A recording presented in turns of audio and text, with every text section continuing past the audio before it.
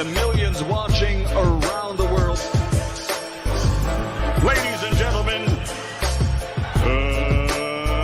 let's get ready to rumble!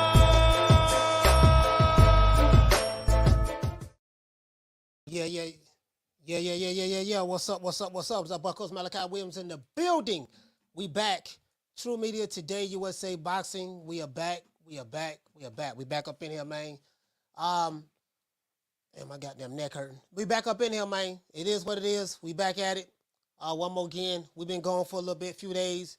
You know what I mean? I think we went, we've been gone. Yeah, we've been gone for a few days. You know what I mean? So, but we back. We back, man. Whole lot of boxing news out there. Man. I got a whole lot of people to thank. You know what I mean? So this live will probably never end if I try to thank everybody. But I'm going to try to thank everybody. You get what I'm saying? So, I appreciate everybody, man. Who gave me their well wishes. I do want to start this show off right. So, hold on, guys. Y'all share this video. Share this show. Y'all share this show. Let everybody know what time it is. I dropped 3 videos today, so you guys please check out my my playlist. I dropped 3 videos today as well. We back. Let everybody know. Share this video. Let everybody know that we on. We gonna be on for about 2 hours. Then I gotta bounce. I gotta go back to. I gotta bounce. But hold on. Let me see what we got. I gotta give everybody a shout out, especially the people who reached out to me. Let's give everybody that's here a round of applause. I'll wait till we get to 100. Then I'll go ahead and give everybody the shout outs. Shout out to L. Harvey in the building, Green Eyes P in the building, my sister Jackie Hernandez. It is what it is. Hey, okay. For real though, you know what I mean? We back up in this BI, man. We back up in this bitch. It is what it is. We got a super chat as well. We do have a super chat. Shout out to Swift 718. Hey, okay. We're dropping that half for bam, hundo on your boy. Hey, Leroy. Super chat received. Playtime's over, boy. Swift 718 in the building. Salute to you, fam, man. Dropping a half a hundo. He said, welcome back. Peace and blessings. Yes, sir, I appreciate that, fam. I appreciate that, Swift. We got a whole lot of people to thank, but I want to make sure we get over 100 before I get into it. Shout out to L. Harvey in the building. Against the ropes. What's going on, fam? Shout out to Jamie Rivera in the building. Who else we got here? Shout out to Dr. Dreezy in the building. He said back end promotions. He said back end promotions. Al Heyman. Let's say, back end promotions. Al Heyman. Hey, you already know this. He said back end promotions. Al Heyman. But before we get into the show, I'm gonna wait till we get over 100. Then I'm gonna, give everybody a shout out. Before we get into the show, they gotta say all praises due to the Most High, the Most Exalted. I even heard they making Canelo kiss the pinky ring, Mr. Al Heyman. Well, I guess I gotta be like everybody else and sing Al Heyman. I can quit my job now, baby. 6 figures, baby. You feel me? I'm about to. But a name. Do you have a name? Oh, nah, I ain't got no name. Name them names, man. They know who they is. Name them names, please. The names need to be named. They know who they is. The Mexican monster. Let me give a shout out to everybody, man. We got over 100 yet? Okay, we got over 100. We got over 100 on here, man. So shout out to everybody in the chat, man. Shout out to Dr. Paul. Shout out to Dr. Paul Evans. Shout out to John B. Poetic, Lunar Glider, Green Eyes P in the building, Jackie Hernandez, Jamie Rivera.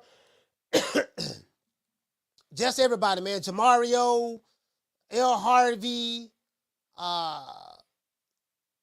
Chilaquiles, Swift 718, Eric Grime in the building. For real though, man. For real though, in the building as well. Salute to you, fam. Shout out to Montre. Everybody probably don't know we live, so because I ain't been live since what? Yeah, I really haven't. I can't even count Monday, but I haven't been live since I got on the plane, flew to Omaha. We went live Friday. I haven't been live since Friday, so it's been really pretty much a week. It's been like 6 days since I really been live because I can't even count Monday. You get what I'm saying? But it is what it is. Shout out to the one Mr. Ham in the building, West Side. Let's get into the show. Because I've been wanting to address this. Now that we know that a lot of people want to know what happened when I was in Omaha, Nebraska as well. I will let you know about that. I had a whole lot of people hitting me up I had a whole lot of people hit me up, man, coach, we saw you on TV. We saw you on TV. You know what I mean? Because I was a part of the parade. Shout out to Jamario. Hey, okay. Dropping that quarter of a bam dub on your boy. Hey, Leroy! Super chat received. Playtime's over, boy. He said, glad to see you back, coach. These YouTube boxing streets been about dead without you in the last few days. Yeah, I mean, you know, we gonna bring it. You know, a lot of those guys, they got opportunity to, you know, to do what they, you know, to do what they do. You know what I mean? It is what it is. They'll be all right. You know. They probably, you know what I mean? I mean, the content's still gonna be content. Y'all know the real from the fake anyways. You feel me? Down from the bar, there's a platform stage. People pimping, sharp as razor blades. Yes, sir, it is what it is. Let me see. Do I have the subscriber mode on? Let me make sure. Let me see if I got the subscriber mode on. Hold on, guys. Yeah, I got the subscriber mode. Cool. It is what it is. Now, let's get into the show. Now, we're looking at this Canelo, you know, this Canelo versus Jermell Charlo fight, right? I did see the weigh-in. Well, not the weigh-in, but I did see the face-off. The face-off did seem like Jermell Charlo was a whole lot bigger than Canelo. Not only is he taller, but, of course, size-wise, he looks bigger. You get what I'm saying? A lot of people were saying that, oh, man, you know, man, Canelo putting a little small guy up, the 168. No, actually, Canelo looked like the little small guy. True. Canelo Alvarez is in another big fight against the only lion in the camp, Jermell Charlo. Many are saying that Jermell Charlo will expose Canelo as a washed-up has-been. Others are saying that Canelo will expose Jermell Charlo very similar to how he did Caleb Plant back in 2021 when he became undisputed, and very similar to how Terrence Crawford disposed of Errol Big Fish, the Truth, Spence. So a lot of people feel that way. We're going to find out September the 30th. We're going to find September next month. We're going to find out next month. We'll see pretty much how this go down between the two. You know, I kind of feel the electricity in the air, or how my mama used to say, the twicity. I kind of do feel the twicity in the air. That twicity is in the air. I kind of feel it a little bit, especially once September gets here and it gets closer to that fight. I really, really want to see what time it is. So I really do kind of feel that. Please hate, like, share, subscribe. Let everybody know that we on and hit the like button. Let's give everybody that's here a round of applause.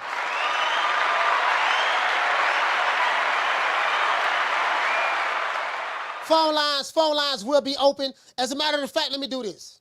Shout out to everybody, man, on Twitter, man, who really reached out to me. Who else? It was a lot of people. Galen? Hold on. A lot of people reached out to me. Hold on. Big G, what's good? Hey, Coach. How you doing, brother? I'm live right now. My bad. Yeah, I'm live right now. I was just calling to check in with you. I thought you was at the hospital. Nah, I ain't at the hospital. All right, what I do, I'll call you back after the show. Okay. All right, for sure. Yeah, so a lot of people, you know, like really, a lot of people feel like Jermell Charlo gonna beat Canelo, maybe even knock him out, stop him, especially after seeing those guys face to face. When the face to face happened, Jermell Charlo was visibly so much bigger than Canelo. So this really is what's gonna happen, right? This is really how people seeing it. Let me get the super chat. Let me get the super chat out of the way, and I want to give my thanks to everybody. Shout out to JRG. Hey, okay. Dropping that quarter of a bam dub on your boy. Hey, Leroy! Super chat received.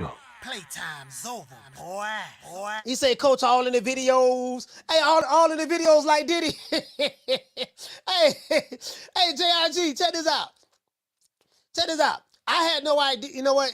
I had no idea. Like we knew that the mayor threw the parade for Bud over the past weekend. We know that I'm gonna do an entire show on that. I got a whole lot.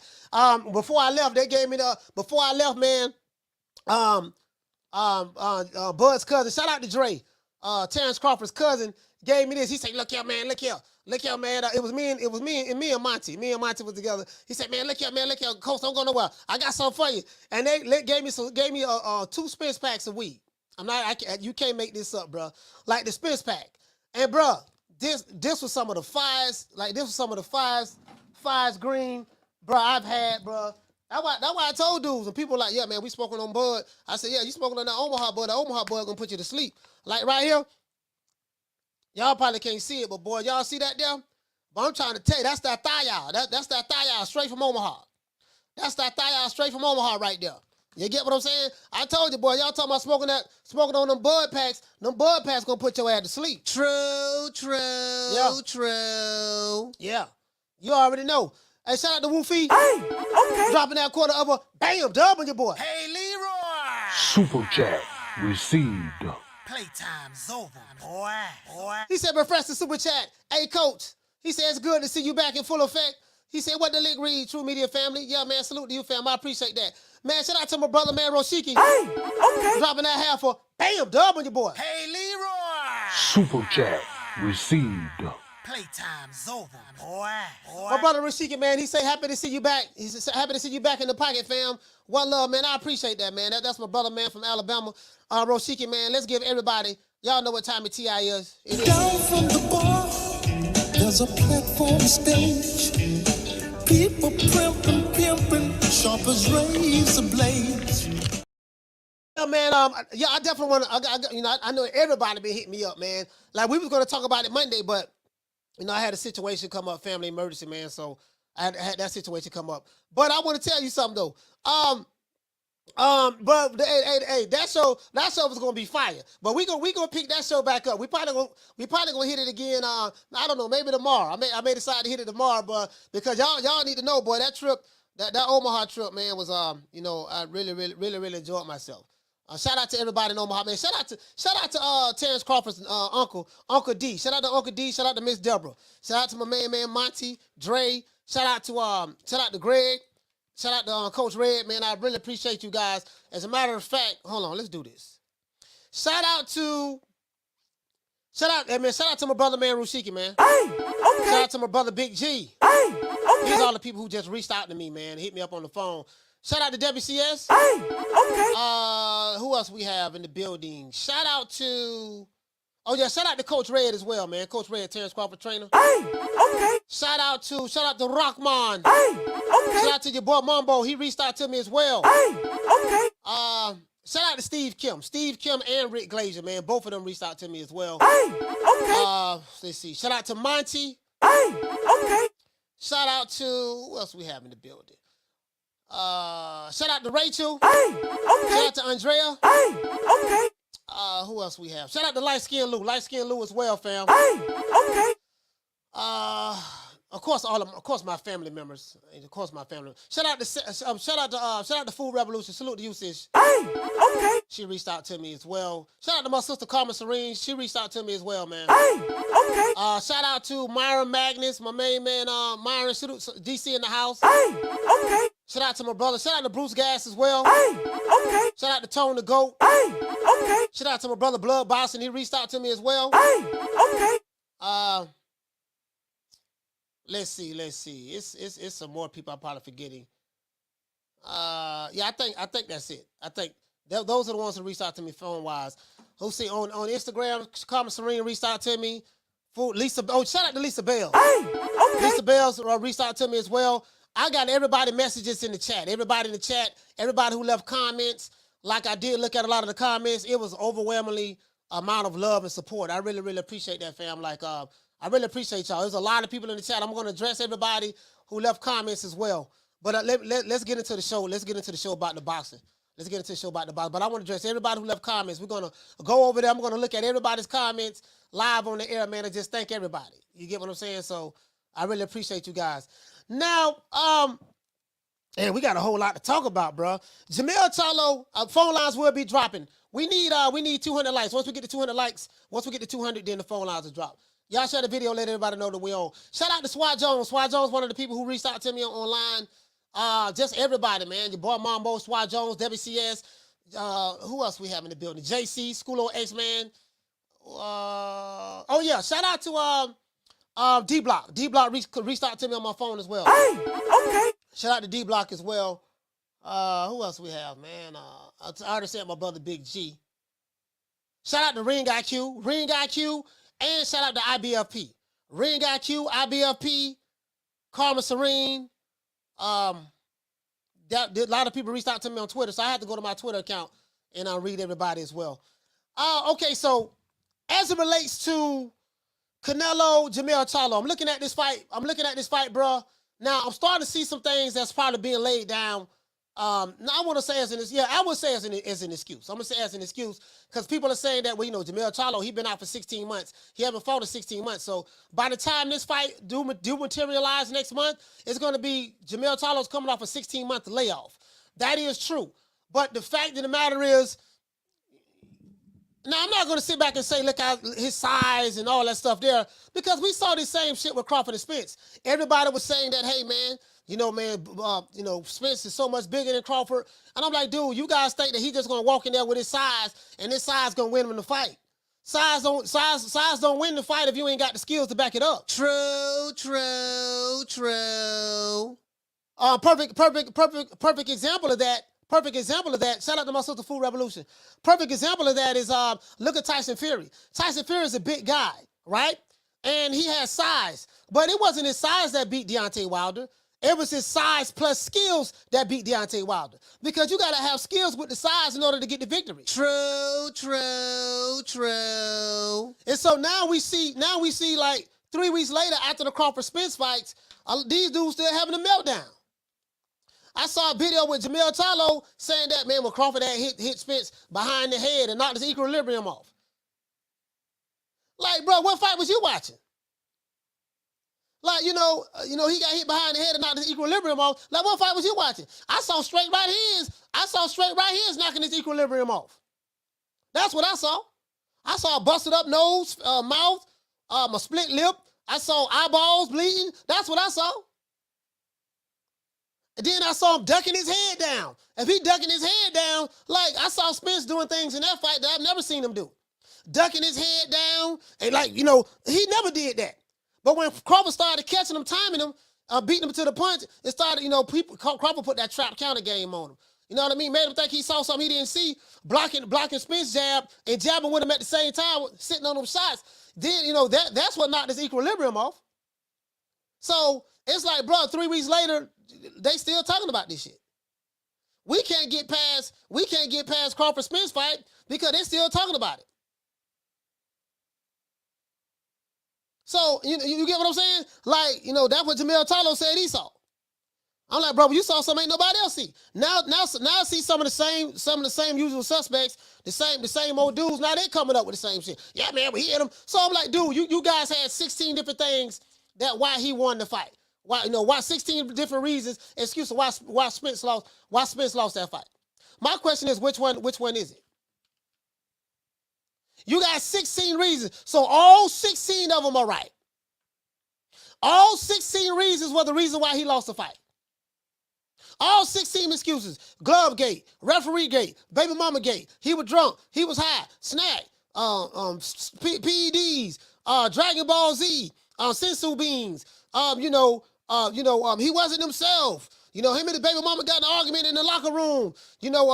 His gloves, his hands was illegally wrapped. He had egg weights in his gloves that he borrowed from Tyson Fury. Like, now he punched behind the head. So we got 16, 17 different reasons, excuses why Terrence Crawford won this fight. My question is, which one is it? Is it all 16? What they said, they're part of the Masonic Lodge. They did the secret Mason handshake. They had the Illuminati. So all six, yeah, he was a clone. All 16, 17 different excuses. Just all of them. All this happened at the same time? How do you guys decipher which excuse to run with? I'm just asking. How do you decipher which one to run with? Terrence Crawford is going around doing interviews all over the country. And Terrence Crawford is a friend of mine now. We are friends. So this ain't well, dad, he got a YouTube channel, he trying to ride for his boy. Nah, ain't none of that. Like, me and him friends. Literally. You know what I mean? Like I can call him. But I say all that to say this. This shit over with. You get what I'm saying? Like, this is over with. There's no reason why we still should be having a meltdown at this point. It's over with. Why are we still having a meltdown about this shit is crazy to me. So, but that's neither here nor there. Now we got Canelo, the guy who they love to hate. And this is the thing, right? It's the same group of people, the same guys that hate Canelo. Check this out. The same people who hate Canelo hate Crawford.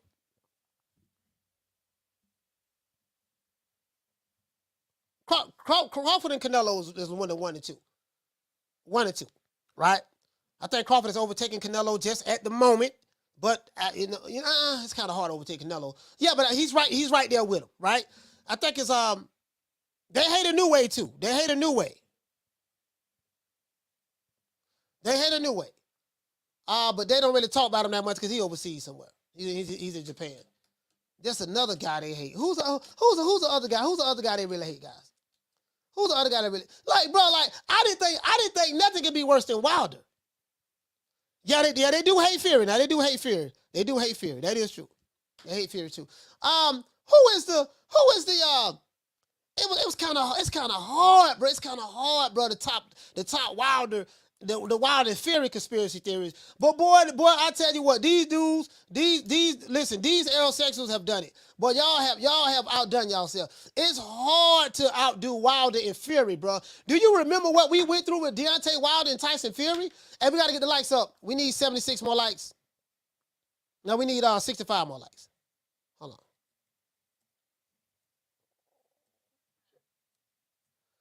Bruh, hold on, guys. Hold on.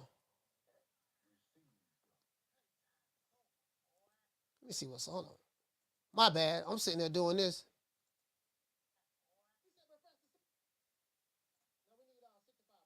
Yeah, I got it right here. Hold on. So let me turn this volume down. Bro, it's hard to top tight. It's hard to type Fury and Wilder, bro. It's hard to top Fury and Wilder. Boy, guess what? Boy, these aerosexuals have done it. True.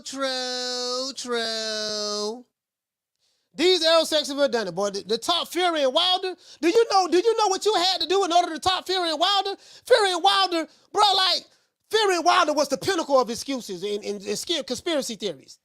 But before, again, man, let's go ahead and get into the show, man. We got to pay some bills. We're going to hit my main man up right quick. And you know what? We thank Al Heyman. We got a lot of people hate watching. They ain't hitting the like button. So, Riley, get him. Look, fuck you. Fuck the plane you flew in on. Fuck them shoes. Fuck the socks with the bell on it. Fuck them cheap-ass cigars. Fuck your yuck mouth teeth. Fuck your hairpiece. Fuck your chocolate. Fuck Guy Ritchie. Fuck Prince William. Fuck the Queen. This is America. My president is black and my Lambo is blue, nigga. Now get the fuck out my hotel room. And if I see you in the street, I'm slapping the shit out of you. Bro, it was hard to talk Wilder, but boy, Terrence Crawford, Errol Spence, that right there talk Wilder Fury. True. Really though. To this day. You feel me? But this bum been taking the easy matches, fighting other bums. Boy, I'm trying to tell you, man. Shout out to Gloria Day and the Fabulous Central. Gloria Day and the Centrips. These niggas don't play. These niggas don't play. We don't play. You ain't heard. They be tripping. We be tripping. So they swerving on. We swerve on. No faking and no switching. And repping hard for the set. Oh, mamas, it ain't no lie. Because niggas gonna bust. Niggas gonna bust. Bro, like, these niggas don't talk Fury Wilder. This shit right here, boy. Nigga, I don't heard everything. I don't heard doggone, I don't heard doggone Joe Biden sitting an executive order. Joe Biden sitting an executive order. It came from up top. It's this one dude, he's definitely a troll YouTube channel. This dude makes I Hate Terrence Crawford videos every day, and he makes conspiracy theory videos every day. Bro, I can't, you know what, man, this dude is hilarious. And he has a smirk on his face when he's doing it. And I'm looking at him, I say, dude, you ain't getting a lot of views doing this, so if you're trying to make money doing this, I think you on the wrong side of it. You're not, because there's so many other channels like you that's doing the exact same thing. It's kind of hard for you to make any money doing that. This nigga working hard too, boy. He working hard. That nigga dropping 4-5 videos a day. Guess what? 4-5 videos a day combined don't even equal up to 1,000 views. True. Bro, you doing all that hard work. I'm talking, you doing all that hard work, going live 4 and 5 times a day, doing all that hard work for nothing. He might as well just join the Alphabet Boys. You know, like, bro, it's so diluted. You get what I'm saying? Like, come on, man. It is what it is. Now, my thing is this. As it relates to Canelo. Canelo is going to be, because you're gonna have a lot of people. Once we need 26 more likes. Once we get the likes up, we're gonna open up the phone lines.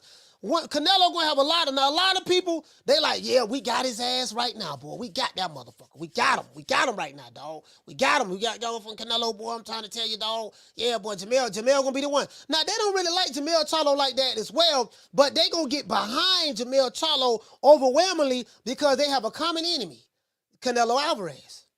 And I tell you guys, anything those guys root for, pick the total opposite. Because everything they go for go in like good golf gas. True. I'm dead ass serious. Shout out to Sabrina Lee. Hey, okay. Dropping that half for, bam, dub on your boy. Hey, Leroy. Super chat received. Playtime's over, boy. Hey, what did it say? She say, salute, coach. Popping in to show some love. He say, saw you at the parade float with Bud. He say, change the subject. My heart saying Charlo, but my mind saying Canelo for the winner upcoming fight. You know what I mean? My heart's, what he say? My heart's telling me no, Charlo, but my body, my mind is telling me Canelo. I don't want to hurt nobody. Hey, Sabrina.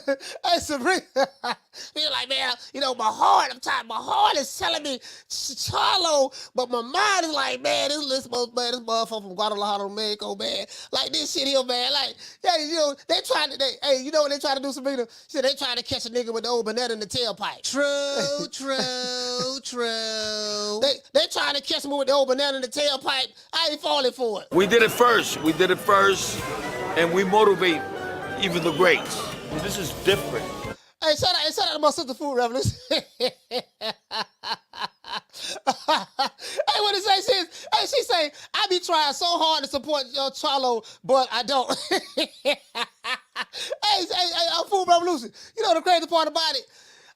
Jermell Charlo, it's so hard. You know, I ain't gonna say Paul. It's so hard to like Jermell Charlo, but not Jermell Charlo, Jermell Charlo. Jermell Charlo, nobody. If you try to like him, he'll always say something, act a certain way that make you not like him. You just sit here, you don't know what I'm talking about? You know, I don't give a fuck about these broke ass fans. Fuck y'all broke ass fans. Y'all ain't got nothing. Y'all ain't living like me. I'm living in mansions and I'm litty. I got ice and this and that. Like he defecate on the fans. Like, bro, it's like it's hard. It's like, damn, I like him. I like his skill set. But they're like, man, you know, if there was one fighter that you can universally get behind the hate. I just said that motherfucker there, boy. Hey, that boy, Jermell Charlo, motherfucker. Shout out to Jamario, man. The stickiest of the icky. You want to smoke with the old boy Rick James? He said, "Salute, coach. You get my email, man. I get a bunch of emails, bro. I haven't even checked them. If you send the email, man, I check it. I haven't checked the emails on Jamario, to be honest with you. So I check it and see. Yeah, man, I check it and see, fam. I don't know what you sent. Add me in the chat and tell me what you sent. I check it. I got a bunch of emails I need to read, man. Hey, but you get what I'm saying though, fam? Like, bro, like, come on, man, motherfucking. I wanna, you know, if you wanna pull for Jermell Charlo, right? And if you wanna pull for it, right? But they're like, man, this nigga here, man, god damn this old nigga. Boy, he always had his attitudes. He be popping his neck when he be talking when he mad. Be popping his neck. I'm like, damn, man, Jermell, man, tighten up, man. You know what I mean? Tighten up. But like, I'm trying to give him the benefit of the doubt, you know? Put some respect on my name. I'm trying to. You feel me? It is what it is, though. Crawford, go fight. Y'all fight each other. I'm busy. Motherfucker, I'm busy. That motherfucker say, I'm busy. Motherfucker, I'm busy. You get what I'm saying? Jermell Charlo is a motherfucker. Don't ask me about Crawford, because that motherfucker ain't in my division. Like, we talking about a 147 pounder that was a 140 pounder. We need to fucking I get it. He won the Undisputed, right? At 147 and 140. This shit is different when they get down to 147. How y'all want him to fight me? How are we talking about somebody that ain't even fought in the division? How do he just jump from there to there? Like, what connection do he got to this world? Bro. Hey, hold on. Hey, we finna drop the phone lines in a minute. Hold on, we finna drop the phone line. Hey, hold on, man. Fucking Jermell. Hey, bro, I dropped the video today. Hey, hold on. I gotta show y'all. I gotta show y'all this video, man. No, you know what? I dropped the video today, bro. Man. This dude, Jermell Charlo, had me crying, bro. I'm like, this dude, where is it? Hold on, let's see. Hey, this dude, hey, listen. This dude had me crying, bro. Which one? I think it's this right here. Right? I want to fucking Jermell Charlo. Man, Jermell Charlo funny than a motherfucker, bro. Hold on, nah, that ain't it. What the one that? Oh, nah, you know what? I forgot. I gotta drop it tomorrow. I'm jumping ahead of myself. It's something about when Terrence Crawford's name is mentioned to Jermell Charlo, man.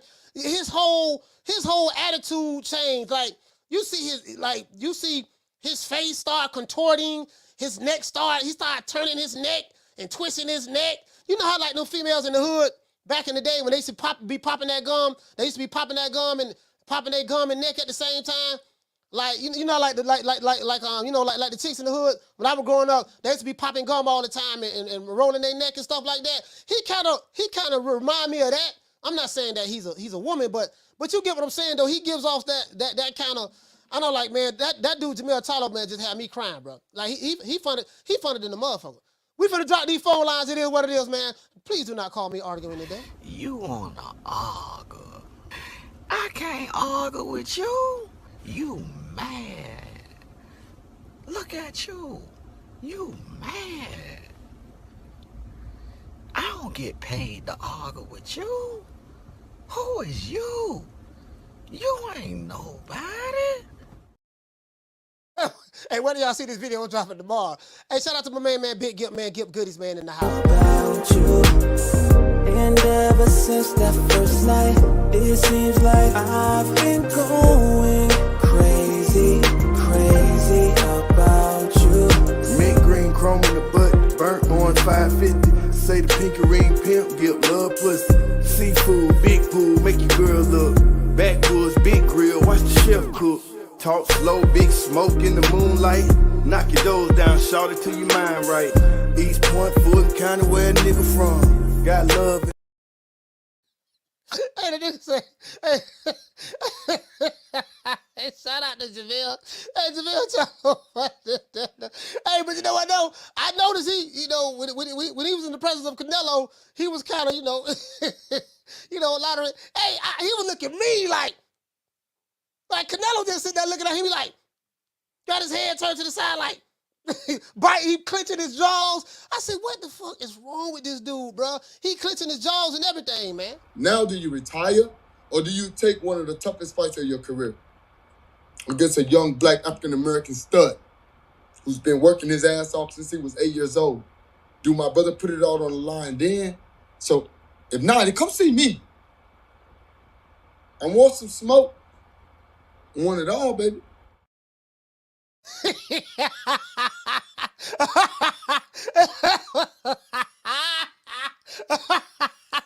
so,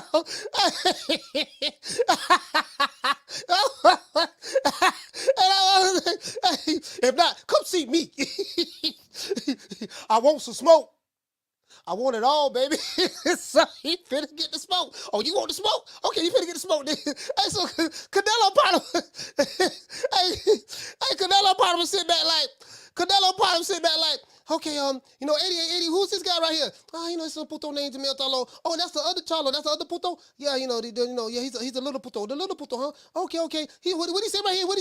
He said he wanted some smoke. He wanted the smoke, is he? He wanted the smoke. Call Al. He said he wanted the smoke. Tell him we need 100 mil. True. Hey, they say Canelo and Edwardoso had them with the motherfucking they went to Cleveland, Ohio to meet Al Heyman. He said, "Hey, look here, man. Hey, look here, puto. Listen, you know, Al like, yeah, hey, Canelo, man, please, man. We'll do anything to get you over here. Look, we could do a partnership. Get in contact with Paramount. Get in contact with Showtime. Tell them I need $100 million, and we can make it happen. Don't worry about it, Nello. Don't worry about it. I get the 100. You know, don't worry about it. And then they went dealt directly with Paramount Global, Showtime. Got, you know, Canelo got him a $100 million contract. True. Got him a $100 million contract. So, hey, what did he say? Danny Bartlett say, he said Bivol already smoked, Canelo done dusted. Yeah, but see, this is the thing though, right? The people who talking about Canelo getting beat by Bivol were the, I'm not saying you, Danny, but were the same people who were saying that when Canelo picked Bivol, they said that Bivol was a Eurobomb. True. Man, don't nobody want to see that fight.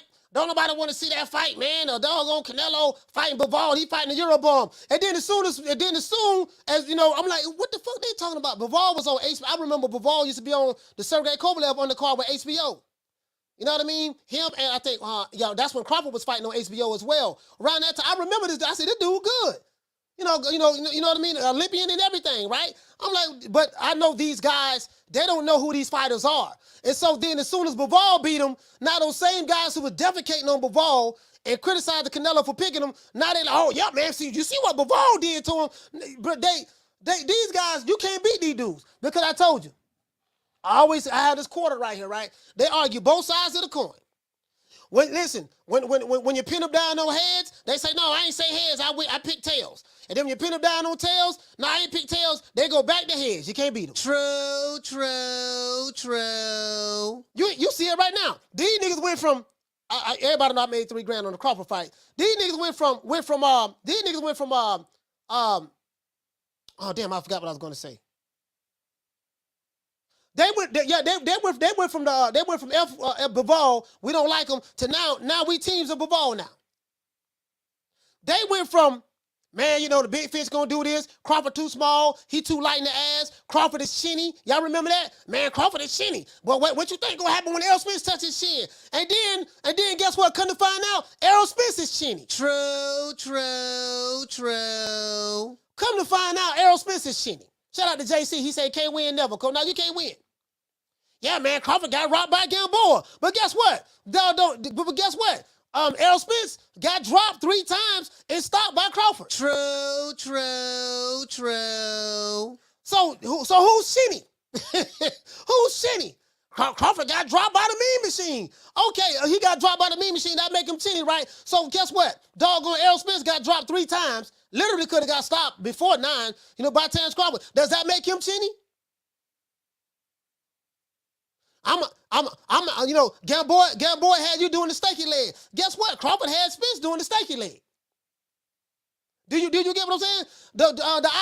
Now listen, the I Hate Canelo hotline will be dropping in a minute. The I Hate Canelo hotline. If you want to hate on Canelo, the I Hate Canelo hotline will drop. If you want to hate on Canelo, the I Hate Canelo hotline will be dropping in a few minutes. But I want to tell you guys about the parade. We did have a good time about the parade. I'm not gonna say much. Me and Crawford had some really, really good conversations. Me, him and his family. Shout out to Uncle D. Shout out to Miss Deborah as well. Shout out to Shantae. Shout out to TT. Shout out to Travion. Shout out to Trey, man. Just the entire family. It's too many of them for me to name. So we had, it was really, really nice. The parade was hot as hell.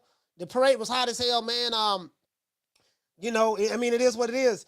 You don't be a part of that parade unless, because Bud is his own boss, so he does what he wants to do. So you don't be a part of something like that unless, Terrence Crawford invites you. So I just want to throw that out there. You don't be a part of something like that unless Terrence Crawford invites you. Like I was invited. You know what, Coach, don't worry about it. Come up here on the boat right here. Get on this boat right here. Stand right here next to me. It was 1 million people on the damn boat, but stand right here. That boat right there was all family on there. I was the only non-family member on that boat. The boat we were standing on was Terrence Crawford's boat. The boat it's a nice boat. This is the boat he go fishing in.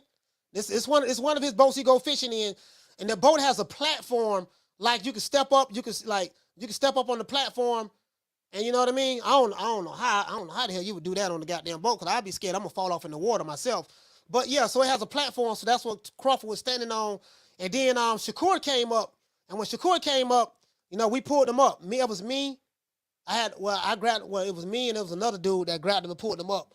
Shakur walked up to where the parade was gonna start at. He walked up to the boat. Bud had 2 boats. So one boat was his family in it. And then of course you seen all the security around him.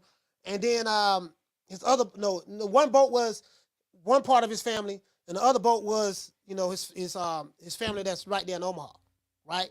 So you don't be a part of that unless you get invited up there. You get what I'm saying? So that's how that transpired. Then we hung out. We hung out all Friday night. You know, we was playing spades with Sean Porter, those boys over there at the Porter Way podcast. You know, we had deep fried catfish. Dead ass serious now. We had deep fried catfish, and shout out to Dre, man. Dre, the dude you see in the picture. If you see me in the picture holding up 2 of these Spence packs, the dude on the left, the dude on the left of the picture is Dre. Dre about 6'4". Dre about 6'4". Them some big dudes. And then Monty is right on the right side of the picture. He about 6'3", 6'4" as well. So you know, so they gave me these Spence packs. And guess what? It was fire, bro. True. Bro, it was fire. It was fire. Man, I didn't get no sleep. I didn't get no sleep for 2 days. We all in the club. You know, Bud don't drink. He wasn't drinking, just doing his appearances and stuff, man. And the VIP. You know, all in the videos. that nigga coach like Diddy. That nigga all in the videos. Like, bro, I'm on the boat, and there's a drone that comes down right here. You on the boat, right? When we going through the city, going through downtown, you have Porter Way podcast to the right. You had I think the Boxing Voices out there. I'm not sure. I think they was out. Well, they was out there because Ness hit me up on my DM on Instagram. But yeah, so the Porter Way podcast, Showtime was out there. I want to say ESPN. Of course, all of the local news, not just the city, but the state was there. They had drones. They had 2 drones up in the sky, one to my right, another one a little higher to my left, and then they had one that was like 7 feet away from us. That's the one that was, 7 feet away from us. And then, you know what I mean? Bud had the net on, the fisherman had the stuff. He was like, man, coach, man, come on, man, you coming with me. Pull me up right there, and we were just rolling through, and it's just like that there. It was hilarious, bro. I seen all these people. There was people in the audience like, Coach Malachi, man, what's up, man? Like, I took pictures with a lot of people. A lot of people from Omaha do watch the show. Shout out to everybody in Omaha, Nebraska, man. North side, North Omaha specifically, but the entire Omaha, Nebraska, man. The entire, Team Crawford, man. Coach Red, Saul, my guy, Saul. Coach Red, that's my guy. Bomac, that's my guy as well. Bernie the Boss. Yeah, we hung out, man. We hung out. We had so much fun, man. I forgot his cousin, the one that took a picture of me when I was asleep. I was sleeping. Who it was? Yeah, I was sleeping on the couch, and Miss Deborah, shout out to her, Miss Deborah Crawford, and I forgot her cousin name. They took a picture of me. I think she posted it on Facebook. If you see a picture of me posted on Facebook, sleep with my mouth open, that's I forgot my sister's name, man. That's Bud's cousin. She did that. She took a picture of me with my mouth open. I was knocked out, bro. I was knocked out. True. Bro, that doggone, bro, that sun in that parade, that shit beat me down. Now, it wasn't Florida heat, but it was still hot. It wasn't Florida heat, but it was still hot. You get what I'm saying? So, it is what it is. I was like, man, god damn, man. Wouldn't let a nigga sleep. No, man, come on. We finna go here. All right, coach, come on. We finna go there. Like, bro, come on, coach. We going to the mall. You know, we go into the mall like, man, so Omaha, man, Omaha showed me so much love, man. I loved, and I'm very thankful that, you know, I've been invited to be a part of their family. You get what I'm saying? So salute to North Omaha. But man, bro, listen. So Showtime was out there, Fight Hub, Fight Hype. Everybody was there, right? Everybody was there, right? Watching this here, right? And then Bud like, nah, you come on the float. You come, you know, because what I mean, I went to the parade with them. I went to the parade with Bud now. You know what I mean? So, cause I was trying to help him put his, you know, latch his boat on. So he needs some help with the boat. But he was like, nah, I got it already. So the two boats in the parade, that was Bud's boats. Those was his boats. And yeah, just like that. So it is what it is. And it was probably like 30-some thousand people downtown. It was a lot of people downtown. 30, I don't know the official number, but I think I heard it was like over 30,000 there. That bitch was packed. You know, it was packed. And the people were just walking, man, and Bud, let me get a picture with you. Some people came from different states. Let me get a picture with you. And it was like, man, just watching it. He's standing on his boat with his fish, with his net. Then he gave it to Shakur.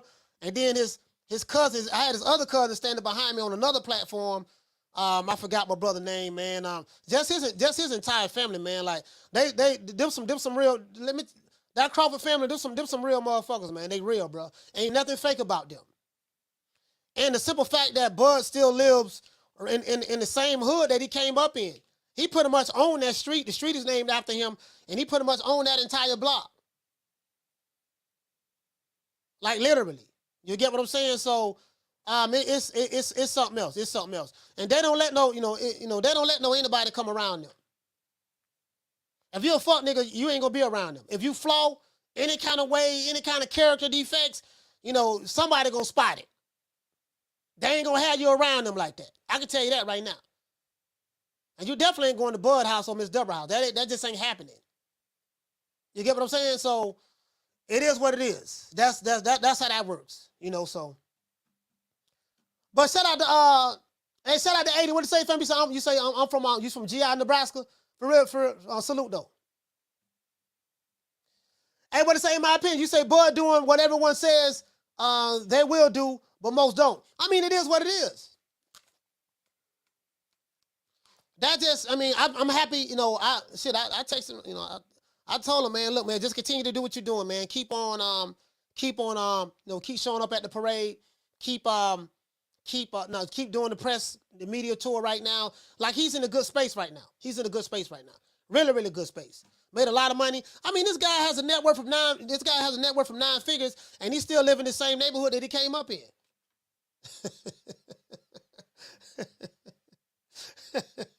Hey, still living in the same neighborhood he came up in. You know, and we finna go fishing, man. We finna go. I had some good conversations with him. It's a lot of stuff that me and him spoke about that I never repeat. Because once, you know, if you're a friend of mine, and Bud is a friend of mine, and they invited me to be a part of their family, I'm never going to talk about what we talk about. That shit ain't happening. Not for no clicks and views, none of that shit. Fuck all that. Because the relationship, I value the relationship more than anything. You see what I'm saying? Life is about relationships. Like when you meet certain people in life, when you meet certain people in life, man, you just never know who you're going to meet or how long that person's going to be in your life or vice versa. So relationships is more important than money. Relationships is more important than fame. Relationships is more important than clout or any of that stuff, right? When you establish relationships, and people who have money and power understands that. It's about who you know and what type of relationship that you have with them. If you have any kind of what we say in Florida, if you a flaw ass nigga, if you flaw, people gonna see that. People gonna see you flaw when they meet you. Because you give off flaw energy. You give off lame energy. You give off whole nigga energy or whatever. If you flaw, people gonna see that. Because if you're a wolf, you'll be able to stand amongst other wolves. And if you're a sheep in wolf's clothing, when you get around the real wolves, they gonna know that. True. Because people pick up on your energy. They can read you. People can read you. Yeah, that motherfucker there. Nah, I ain't fucking with him. People pick up on the energy, fam. You get what I'm saying? So it is what it is. It is, but it's a lot of shit we spoke about. I ain't gonna talk about on here, but if the parade was great, I will be going ahead and back out to Omaha, you know, soon. I will be out soon, not right now, but I will be out in this little short while. So anyway, man, we gonna go ahead and open up these phone lines. It is what it is, man. Shout out to damn, man, what's my main man name? I forgot, man. It's somebody I forgot to give a shout out to, but I will. I will be giving shout outs to everybody, man, who wish me well wishes. I really appreciate that, guys. I'm gonna do my best to try to name everybody. We're gonna go on Twitter. We're gonna go on my community tab, and anybody that left a message, man, I really appreciate it. I had a couple of dudes that's trolling me and stuff like that, but you know, the troll, that's the nature of the business. That's why I won't really say exactly whatever happened, whom it happened to, because I know how these guys are online. You know what I mean? Like, it's certain lines that I don't cross. I just don't cross them. But you ain't gotta like it, nigga, but you better respect it. Nigga, when my name come up, respect it. Let's go. Stop playing with my fucking name. All three of y'all, stop playing with my name. I ain't gonna say it no more. Put some respect on my name. Yes, sir, man. It is what it is, man. Phone lines open, You man. wanna talk some shit? Call me. Start some shit, bitch. Sup, fool? You gonna talk shit about me, homie? Where you from? Hundreds of niggas is waiting for your motherfucking call, and they all talking shit about you right now. Call the coach at 530-494-9636. We waiting on your bitch ass. Hey, so anyway, right? So this Canelo, listen, the I Hate Canelo hotline is open. It's 530-494-9636. If you hate Canelo and you really want to get it off your chest, go ahead and call the show. Fuck Canelo. We don't care nothing about him. We tired of all this money this motherfucker got. He came over there to Showtime and he's sticking up the bag. Caller, what's your name? Where you calling from? Coach, this is your boy Jamie from New York. Jamie from New York. Talk to me. How you fam. doing, man? Doing good. Bro, good. I'm glad to hear that, man. First things first. Good to see you again, bro. I'm glad you're back. Yes, sir. I appreciate that. Yeah, man. But Coach, bro, back to boxing, man. You know, I've been watching the press conferences with Canelo and Charlo, and you're right, man. Charlo looks so much bigger than Canelo, bro. Yeah. His fucking head is huge, man. I'm like, damn, look at this dude. So, you know, I'm getting excited about the fight, you know, to be honest with you. But it seems like also, like, Charlo's behaving, man. He's being a gentleman. I wonder if Al Heyman has something to do with that. Yeah, man. You know what I'm saying? Yeah, for real, Coach. Yo, you think Al Heyman said something? Like, yo, you better act right. You know what I'm saying? But this boy Canelo, bro. For real, man. Come on, bro. But Coach. Oh, man. That's funny, bro. He said Charlo been behaving. For real, man. Come on, bro. You already know. I'm sure Al Heyman said something to him, bro. You better act right with Canelo. But yo, Cobra, that's all I got, man. But yo, I'm glad you're back, bro. Well, we miss you, man. And we love you too, man. Hey, man. Respect, love, Coach. Man. Hey, man. Much love to everybody. What's up, brother? Salute. All right. You too, bro. Salute. Hey, man. Hey, he said Charlo been behaving. He said Charlo been behaving. Hey, look here, man. Hey, listen, check this out. Hey, here you go right here. Hey, hold on. What before that? I got a sidekick. Here you go right here. Yeah, hello, what's up? Who the fuck calling me? Who the fuck calling me? Hello? Yeah, who it is? This Al. Oh, Al, what's going on, Al? What's going on? He said, nigga, is you over there popping your neck yelling? Yeah, I'm popping that, Al. Hey, listen, I got Paramount Global Showtime. They gave Canelo $100 million contract. You gonna be one of the dudes that I'm gonna sacrifice. I mean, sorry about that. We'll give an opportunity to fight Canelo. So I need you to be on your best behavior. Canelo is the PBC right now. He the cash cow. No one over here is bigger than him. As a matter of fact, all you niggas combined, I got 300 fighters. All 300 of y'all combined don't equal one Canelo. So, you know, you're gonna have to be on your best behavior. You better show some respect. You know what I mean? And you see what Crawford did to Spence. So you better shut the fuck up before you fuck around and piss Canelo off and he do the same to you. And then we got Crawford working with us for one more fight. So you better shut the fuck up. Well, I'm just saying, nigga, shut the fuck up. Okay, Al. And guess what? When you go in the press conference, what's that, Al? You better thank me first. Okay, Al, okay. True. Motherfucking Al put the foot down. I'll put the foot down. Jermell Charlo. Jermell Charlo. Hey, motherfucker, Jermell like, man, I'm just saying, dog. Yeah, man, Canelo, man, I'm just happy for the opportunity, dog, to get in the ring with you, dog. Happy for the opportunity. This is the most money I've ever made in my life, man. I ain't, it is what it is, man. I really appreciate that, Canelo, man. I promise you I ain't gonna talk trash. But then he do say that, yeah, man, I'm bigger than Canelo, I'm stronger, I'm gonna do this and do that. Now, he do say he gonna put hands on Canelo and he gonna do this and do that and yada, yada, yada. But he said respectfully, I did see Jermell Charlo on the Breakfast Club. I didn't see the entire interview, but they asked him about, he said, man, I ain't never seen a fighter. He was kicking your boy Errol Spence ass, and while he was kicking his ass, he was talking shit to you, telling you that you was next. True. Hey, y'all remember Bill Goldberg? When Goldberg come in there after he beat somebody and he called their name out, he said, yo, Hogan, you're next. So Crawford putting hands and foot on the big fish, and then he looking at Jermell Charlo like, yeah, nigga, you next. This is what I'm gonna do to you. You see what I'm doing to him? I'm gonna do you the same way. Cause this is the dude that be beating your ass in sparring.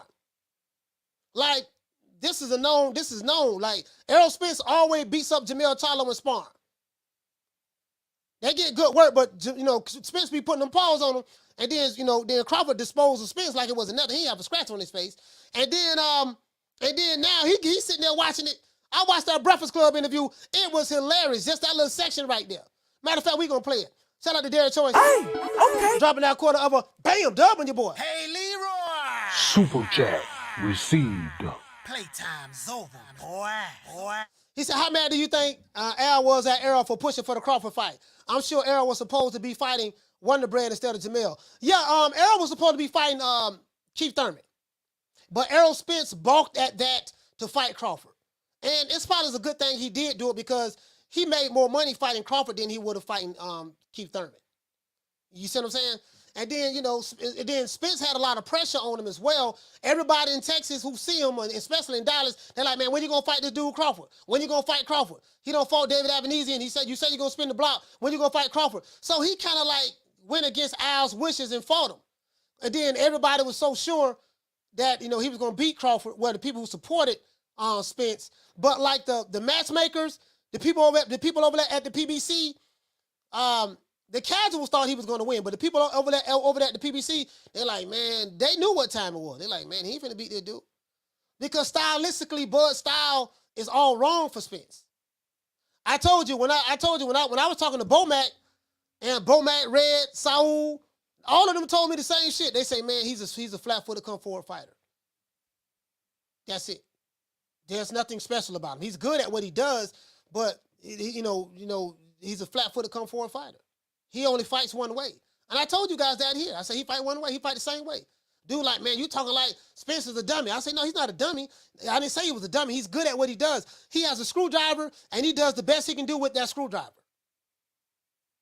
But he don't have a socket set. He don't have a hammer. He don't have he don't have a drill bit. He don't have electric. He don't have electric drill. He don't have a monkey wrench. He don't have grip pliers. There's a lot of stuff he don't have. He's really good at doing that one thing. And that's the truth. True. I mean, that's it. He say, so yeah, you know what? At the end of the day, Al made him some money. Showtime made him some money as well. So it is what it is. I'm glad that Spence went against. I'm glad that Spence went against Al wishes. Because Al didn't make that fight. Spence and Bud made that fight. Shout out to Flex BX. Hey, okay. Dropping that quarter of a bam dub on your boy. Hey, Leroy. Super chat received. Playtime's over, boy. You say, Coach, glad to have you back, man. I appreciate you, Flex, man. Salute to you, my brother. Salute to you. I'm going to give everybody a shout out, man. I promise you I'm going to give everybody a shout out who wish me well wishes. I promise you that before the show ends. Shout out to Shad. Hey, okay. Dropping that quarter of a bam dub on your boy. Hey, Leroy. Super chat received. Playtime's over, boy. He said, Coach, did you catch when the interviewer told Mel? He said that's when the boss called has to answer, and Mel didn't deny it and say that Al worked for him. Hey, I'm just saying. It is what it is. Yeah, Al do own those guys. He don't own Canelo and Crawford. Crawford and Canelo Crawford and Canelo had their own promotional company, and they have a partnership with the networks. and through and with the networks as well as the PBC. They have a partnership. They don't have to call. They don't have to call Al. Well, I don't know. I just seen the video where Canelo thanked Al Heyman. True. I say, damn, Canelo thanking Al Heyman. I wonder what Bud do it. I'm at to ask him. I wonder what Bud do it. Yeah, you know, first of all, I guess I gotta be like everybody else and thank Al Heyman. I saw the video with I say, damn, Canelo said, you know, I want to thank Al Heyman. Thank you, Al Heyman. I was like, God, I'm like, what? Oh my God, they made Big Al. He got Canelo thanking him. Did Canelo kiss the pinky ring? I got the video when he said it. Shout out to Shad. He said, as Rick said, PBC means pay Bud and Crawford. hey, for real though, Canelo got $100 million from Showtime for 3 fights. Down from the bar, there's a platform stage. People pimping, sharp as razor blades. Shout out to L. Harvey. What did he say, fam? He say, thank Al Heyman for letting me run the PBC. You know, so, shit, I mean, Al Heyman ain't paying them, though. They get paid from Showtime. The networks, because the PBC don't put the money up for the fight. I mean, that money coming directly from the networks. You know what I mean? So, it is what it is, but it was hilarious. Crawford, I mean, I guess Crawford didn't get the memo. Crawford didn't get the memo. Somebody forgot to tell Crawford, hey, bud, check this out, dog, now. Now, you know you got to thank Al Heyman. He like, what? Thank what?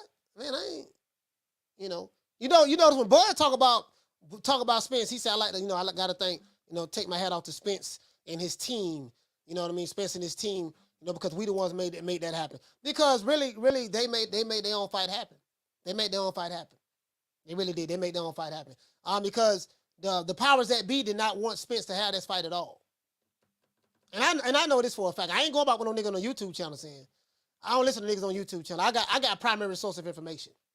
Primary, meaning right directly from the source. So I ain't, I don't worry about that. But I'm just saying they ain't want that fight at all. But I'm glad Spence did that. And guess what? We need to have a rematch. Now I want to see what's going to happen with Jermell Charlo. Because a lot of people don't like Jermell, but they definitely hate Canelo. Lord have mercy. They hate Canelo with a motherfucking passion. So I want to see exactly how that's going to play out. Jermell Charlo look very big. So he looks huge, Paul. So I don't want to hear nothing about, Canelo fighting a smaller guy. Jermell Charlo's not the smaller guy. Actually, Canelo is the smaller guy. Now Jermell Charlo is not used to fighting at that weight. There's a difference between he can be big, but is he used to fighting at that weight? He's not used to fighting at that weight, so we'll see how he would be able to perform. That's what I want to see. He's taller. He has a longer arm reach. He's a taller guy. So I don't know if Derrick James is going to try to put together I guess the game plan that they put together for when he fought Brian Castano. But Canelo ain't Brian Castano.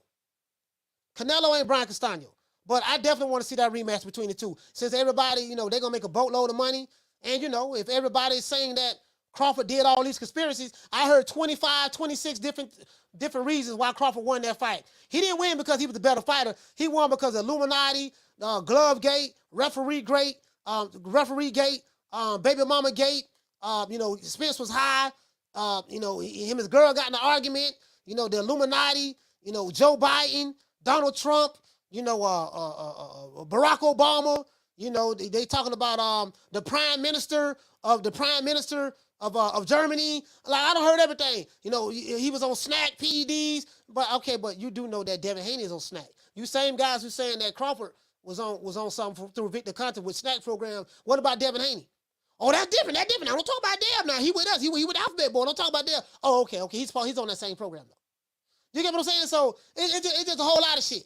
And they had drug testing for this fight.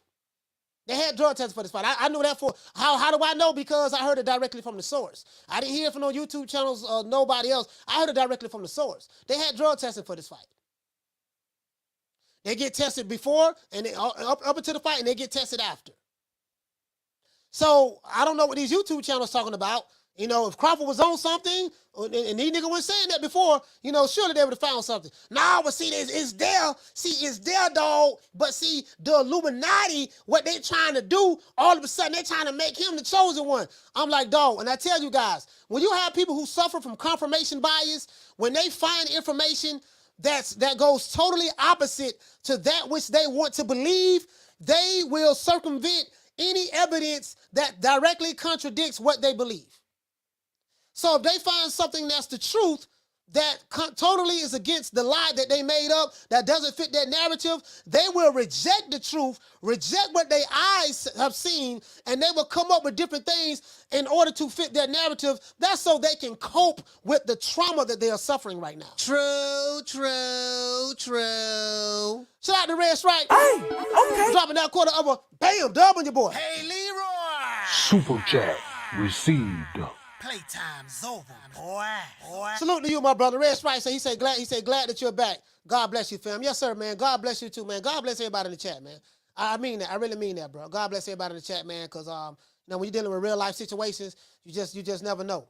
You see what I'm saying? You just never know, man. So I get into it some other time, but salute. Down from the bar, there's a platform stage. People pimping, sharp as razor blades. Hey, shout out to Swift. Hey, okay. Dropping that quarter of a bam, dub on your boy. Hey, Leroy. Super chat received. Playtime's over, boy. He say dudes talking about Bud had to bend the knee and sign with the PBC. Shaking my head. PBC didn't want that fight. He said he had to bend the knee. Hey, these niggas. Hey, you know what killing me? These niggas keep moving the goalposts. It's not, you know what? I Swill. I call them old goalpost moving ass niggas. I said they still moving the goalpost. Yeah, well, I don't care nothing about. I don't care nothing about the fight. I don't care nothing about who won. I don't care about who won the fight. I don't care about that. I just want to see the best fighters fight the best fighters. That whatever I call them boyfriend. BF. Somebody sent me a video with BF man. BF man in the motherfucker. God damn it, nigga. I don't care. Why are you over here, my nigga? Why? You know, I don't care nothing about, because Bud, knocked out Errol Spence. I don't care nothing about that. All I care about is seeing the best fights. I'm like, dude, why are you so mad? Why are you so angry? Why you ask me why I'm angry? He remind me of the Mad Rapper. Tell him why you mad, son. Tell him why you mad. Yeah. You see. Another thing that pissed me off. I hear the niggas trying to rap now. See, that's what fessed me up. The nigga trying to rap. I heard Ready to Die. That's all right. But I got John Blaze shit. My shit is more John Blaze than that. True. But these niggas sound like the Mad Rapper. Down from the bar, there's a platform stage. People pimping, sharp as razor blades. As a matter of fact. Hey, shout out to PBC Central. PBC Central, man. You guys, please go subscribe to PBC Central. This brother right here, man, PBC Central did some of the funny. He put together a video, dog, and oh my God, bro, this video is hilarious, bro. Just all the Errol section was crying. I said, these niggas is really, really crying. Like, hold on. These dudes, bro, and they sounded like a bunch of whining bitches.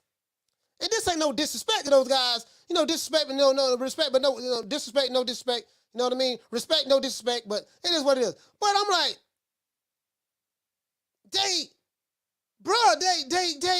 I don't, like, niggas just whining. Hold on, so hold on, let's look at this one from Mark Nash. Hey, motherfucking Mark Nash, boy. This right here was hilarious. I'm like, bruh, these niggas is, far as I'm concerned, hold on, let me see what's up. Hold on, let me see. I'm tripping.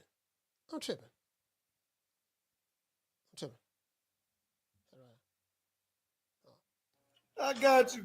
Oh, so this right here, hold on, I said, these niggas still crying. Bro, we talking about Canelo, other fights, Jermell Charlo. I said, these niggas still crying. They still crying, bro. Like, for real. I say, bro, but the memes that's been coming out, you dudes are some talented motherfuckers, boy. Y'all some true. You do some time, boy. Y'all. Hey, you know, I'm laughing because I know the work. I know the work that go into this stuff, right? Hey, some of these dudes, y'all funny the motherfucker, bro. Y'all funny the motherfucker, bro. Hey, listen. When I want to laugh, and when I want to get a good laugh, bro, like I say, man, I got some shit, man, that's gonna keep me laughing for days. Let's go ahead. Hold on. Let's go ahead. Let me see. Where it's at. Today, hold on. As a matter of fact, let me break it down. Let me break it down, bro. Let me break it down. But this is just too much. This is too much. Here you go, right here. This Mark Nash. This is too much.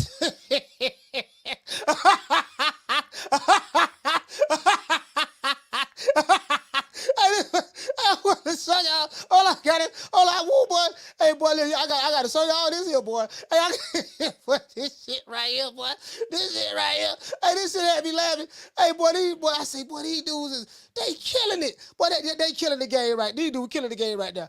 Hey, boy, this shit right here. Hey, shout out to Mark Nash. I do not own the rights to this material just for educational purposes only.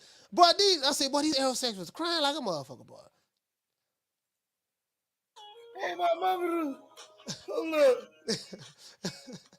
I got you, gang. It's for the aerosexuals, man, with all these bullshit excuses and narratives. They making more excuses than the Arrow. And Arrow is the one this my main man. fought in the This fight, my main man, Cam. Y'all need to let Killer that Cam. go. Cam Edwards. Let me talk to him. Looking back over the years, these niggas shed some tears. Told myself time and time again, Errol Spence is gonna win. All the fussing and fighting, all the debating and lying. Cause when Spence got stopped in the ninth and now, but he changed my mind. I think I better let it go. What you say looks like another but TKO. Oh, I think I better let it go. Let it go. Easy. Looks like another but TKO.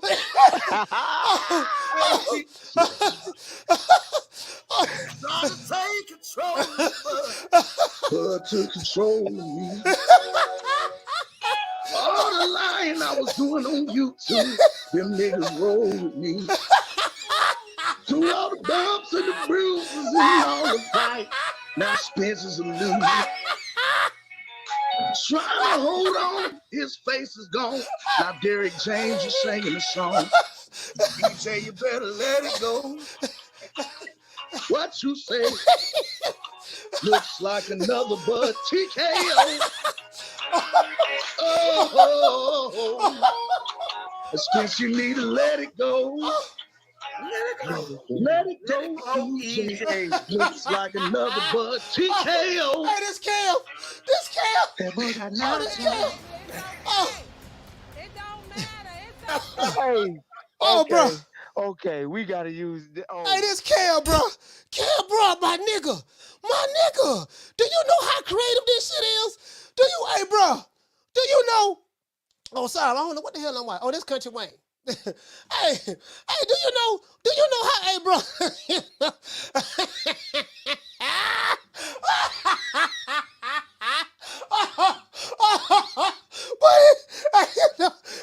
And I need to go to jail. Hey, listen. Hey, Cam. Boy, you need to go to jail, boy. Boy, listen. For that right there, I'm teaming up with aerosexuals right now. I'm gonna team up with them. We gonna ride on Cam. Cam, we riding on you and PBC Central. We riding on both of y'all. Y'all were dead wrong for this here, man.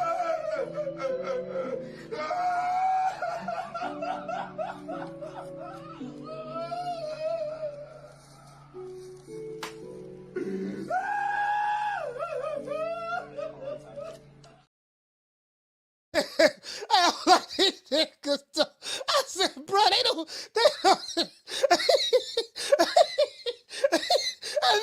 I say, Cam sound like old fake ass Teddy P. You know. know, I think I better let it go. Let it go. Let it go, baby. Looks like another but TKO. Hey. I say, boy, he hitting all the ab libs like Teddy P and everything. True. Hey, that's what made it funny. I said, this boy, he hitting the ad libs.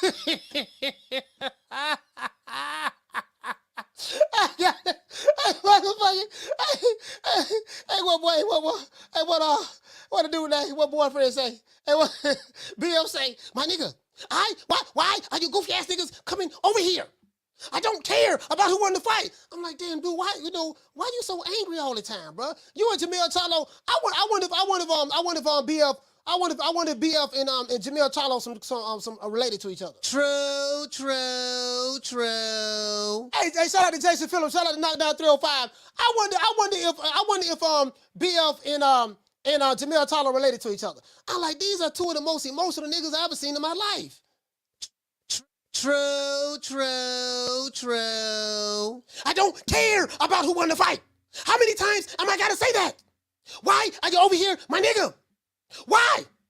Block this goofy ass nigga. Block him. Block him right now. I don't care. Anybody say anything that I don't like, you get a block. Dude, you ain't got but 2 people in your life right now. I don't care. I blocked everybody. Oh, why is this nigga so? I'm like, why is this dude so done? Why this motherfucker? Like, dude, it really ain't that serious. You do know it ain't that serious. What you mean it ain't that serious? It is serious. This nigga was on something.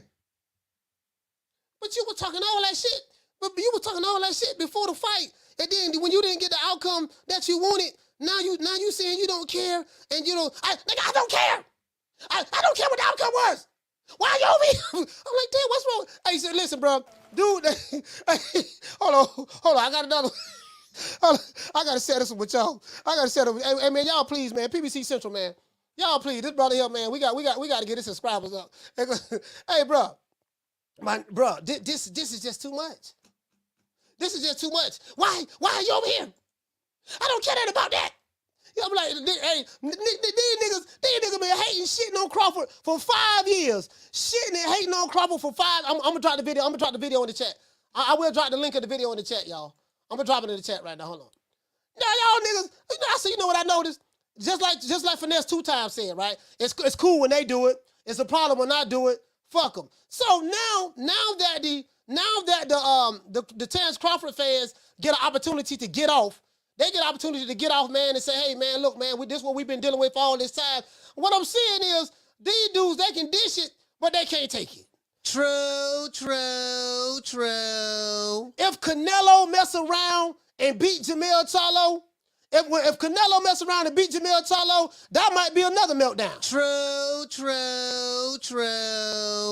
If Canelo mess around and beat Jermell Charlo, you know what I mean? That's gonna be another one. I'm dropping the link right now. This shit is hilarious, bro.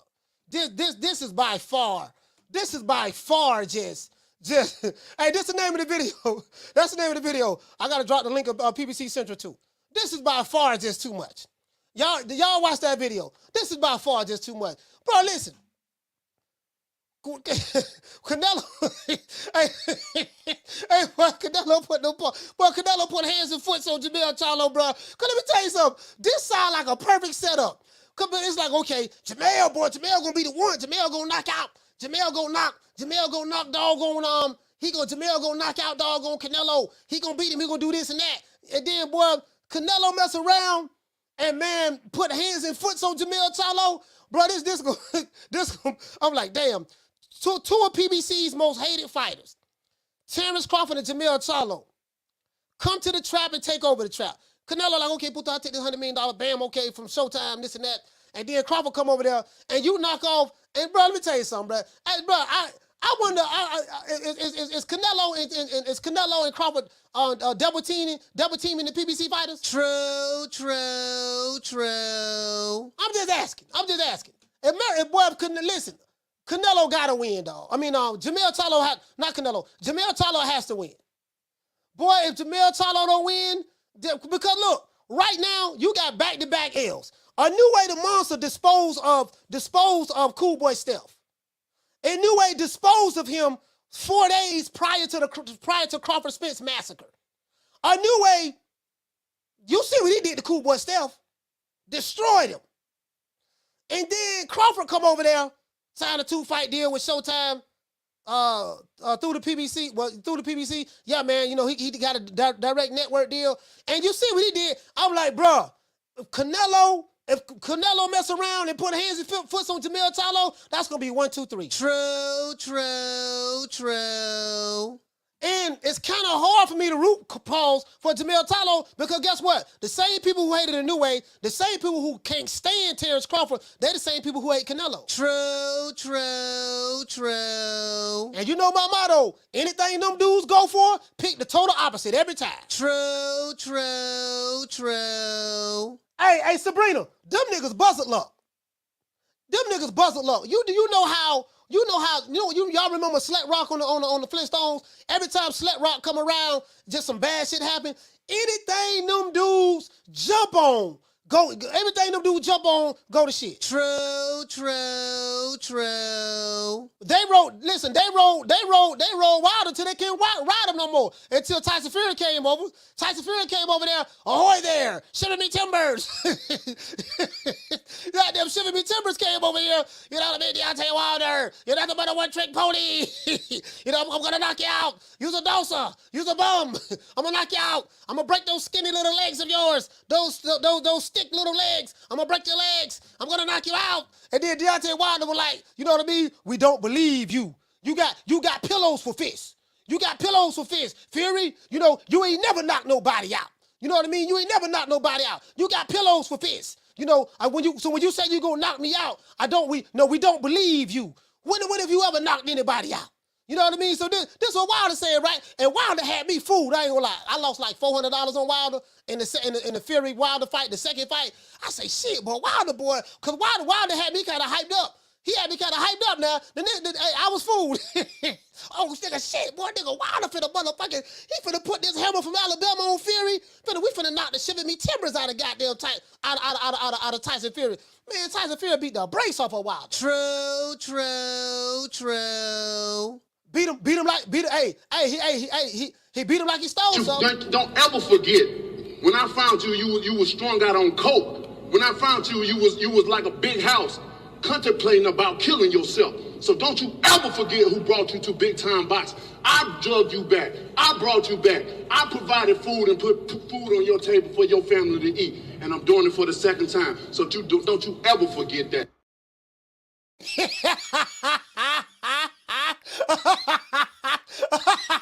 Why did they say, don't you ever forget? You know what I mean? Who brought you back to Big Time Boxing? You know what I mean? You know, he fucked around. you know, you got pillows for fists. You know what I mean? To this day. You know what I mean? Really though. Crawford, go fight. Y'all fight each other. I'm busy. Motherfucker, I'm busy.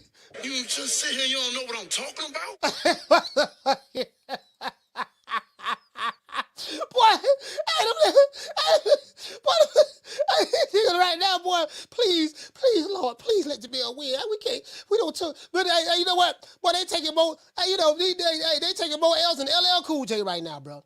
They taking more L's than LL Cool J right now. It's like, damn, I want to go for him, but man, these guys, I know what the outcome gonna be. I know what the outcome gonna be, man. Come on, man. Man, Jermell, man, Canelo ain't gonna play with this dude, man. Canelo ain't gonna play with the dude, man. Like, bro, like, then he got Derrick James over there. He's a good trainer, but bro, I'm just saying, fam.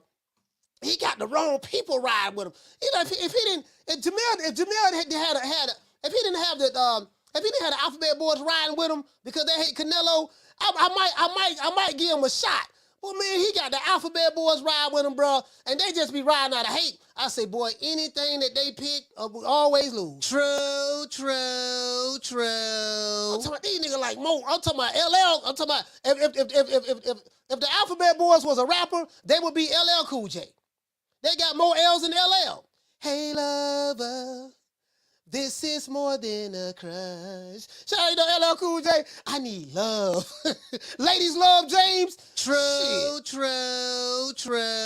And these niggas, damn, boy, Jermell, when you got the wrong group ride with you this time, dog. If it was anybody else ride with you, I might consider it. But boy, god damn, boy, you got the wrong one. Them dudes buzzard luck, bro. Anything they go in. Something was wrong with Aerosmith. Shout out to PBC Central, man. I want to know what was wrong with Aerosmith, bro. Spence-Crawford had a team. He ain't have a mark. Something was wrong, bro. Keep it 100. Because we're not used to seeing Crawford perform in this magnitude. Crawford's performance looked different to me. Crawford's power, I said this yesterday too, looked different to me. Crawford, these niggas crying. In his previous fights, if you go back the last 5 fights, the last 10 fights, oh my God, bro. The last 6 or 7 fights that he had in the welterweight division. What a nigga look like? He look like seen Terrence Crawford. He look like the little monster on anyone down in the first 2 rounds of none of these fights. He look like the dude on Harry Potter. Seen Crawford puff anyone's face up that fast. In any of the previous fights in the welterweight division, we haven't seen. Good. I'm gonna keep it real. I think so. I think he never even fought like that. He never in his life never fought like that. Like nothing. There's nobody Terrence Crawford ever beat them looking like Earl Spence. And Earl Spence by far the best fighter he ever fought. You know what I'm saying? So that what made it crazy right there. That how he got beat, that's not. I still can't grasp the fact that Crawford, I can see Crawford beating Spence. Bro, I can that's see too Crawford much. KO Spence. That's too much. The beatdown, just the physical beatdown, the wear and tear on Spence's face. I've never seen Crawford do that before. I've seen Crawford put hands on guys, and I've never seen the deterioration of his opponent's face. With each shot he's throwing, it's just. Bruh. Oh, somebody called the show. Hold on. Somebody called on the show. Sorry about that.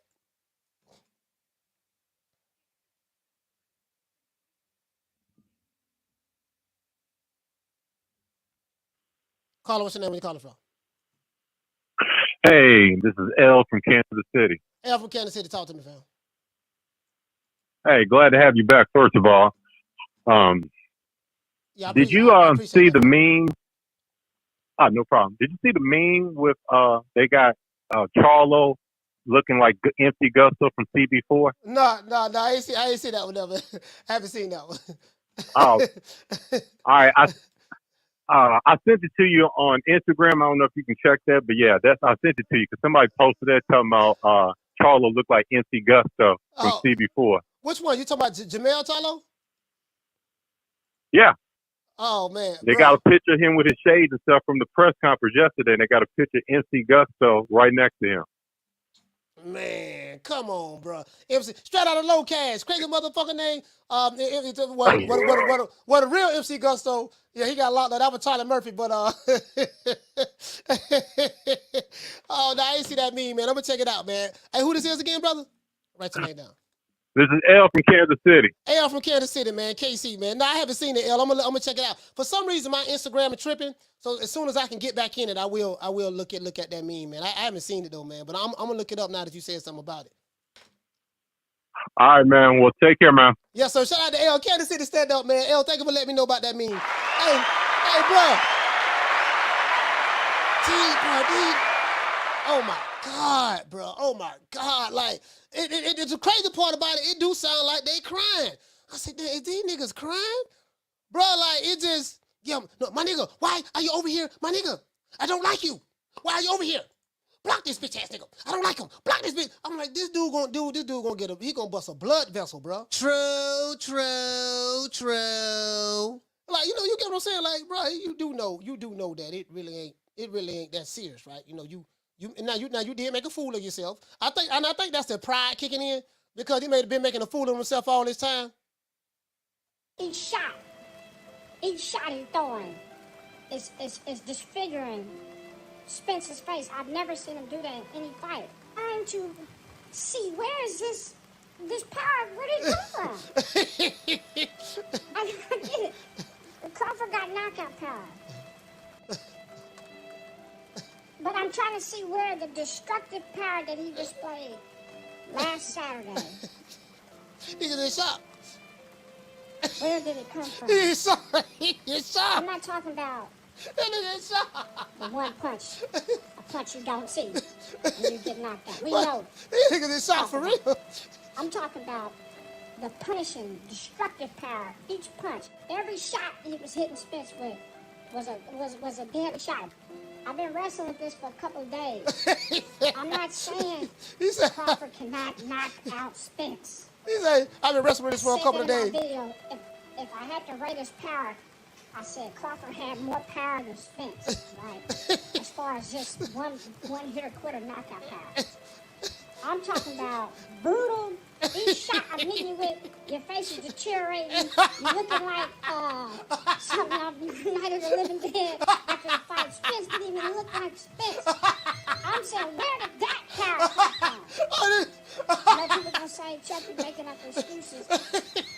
I'm not taking away his win. I'm just asking you, when did he get this kind of power? First of all, I'm gonna say this shit because I know Earl Spence ain't gonna say this shit. I'm not gonna keep it fake, my nigga. I gotta keep it 100, my nigga. I ain't never seen Terrence Crawford whoop nobody like that. So how he whooped the second best away in the world like that, but he couldn't do nobody else like that. He didn't do Dave. Man, it's a lot of niggas he didn't do like that. He did Earl Spence like that. Come on, man. In Vegas, where he wanted to fight, where neither of them are from. Neither of them are from Vegas. We could have hosted that shit in my city. Like, what the fuck, my nigga? No drug test before the fight. No drug test after the fight. That's bullshit. It was drug test. Come on, man. That was drug test. Man, it's documented that all of these fighters are using PEDs. Why are they not tested? Huh? All of these so-called big-time fighters are doing drugs, and y'all ain't testing them, man. Y'all let them get out there and fight each other, man. Yeah, man. The boxing. Care about the best, fighting the best. That's what I care about. Nothing more and nothing less. So when you say, how do I feel about the fight? What are you expecting? I don't understand. What are you expecting? Somebody need to explain to me what is it like? Oh God! I ain't to the page off, man. Earl Spence lost. Oh God, no more, man. The LDBC is finished. I can't talk about boxing. Yeah, y'all finished. What is it that you're... I'm confused. You say you're confused? And again, I got no beef. I swear to God, I got no beef with Terrell. Because I think it's more than the homie Terrell that actually has this thought process. That's you guys' thought process. Now he projected. It's not mine. Look at this pussy ass nigga. Get your fucking real faggot ass the fuck out of here, you faggot ass nigga. Get this fucking... I just want to put him on me. I just want you to see this. Did you see this goofy faggot ass nigga jumped on naked with big fucking warts on his chest? Naked. It was definitely something. It was a very realization. Not only a surreal moment, but baby. All right. Terrence Crawford put his stamp on his legendary stage. I can't refer to oh my God, Terrence Crawford as just a great fighter. He is beyond a great fighter, beyond Hall of Fame. He's a legendary fighter. In their real life. And nobody cares about them in real life. Nobody gives a fuck about them in real life. They ain't gonna accomplish shit in their life. They ain't got no purpose in their life. They're a bunch of dusty, rat-infested, flea-infested monkeys. That's what they are. So I can expect them to swing on me here on the branch. Yeah, you're a fucking monkey. That's what monkeys supposed to do. You ain't got a mind of your own. You're a fucking goof. You ain't shit. We had blues. He was so strong. was younger. I know. I feel like this is overlying rocking moment. You gotta go back to the basics. You gotta go back to what got you here. Oh, Blue, please. Blue used to have his man strong. Nutritionist. Your meal prepology. Early emotional watching Spence takers lost in that fashion. Spence looked lost and outdone. Think Spence is going to recover mentally. Oh, this shit is too much. Hey, this shit too much. Bro. Oh, my God. Bro, this too much. Saying it in all my videos. Hey, bro. Go back and watch Terrence Crawford. Hey, you know what, man? Hey, let's give Cam Edwards and PBC Central a round of applause. Bro, this, hey, my nigga. Hey, on the real. Hold on, let me get rid of this here. On the real, bro. Y'all my niggas for life for that one there, boy. That one right there. That's classic, there. That's classic. That's bro. He got they had the entire LDBC in there. They except Blue. They had Blue in there. They had Jabba the Hutt in there. So without minus Blue and Jabba the Hutt, I say, God, they even had the LDBC females in there.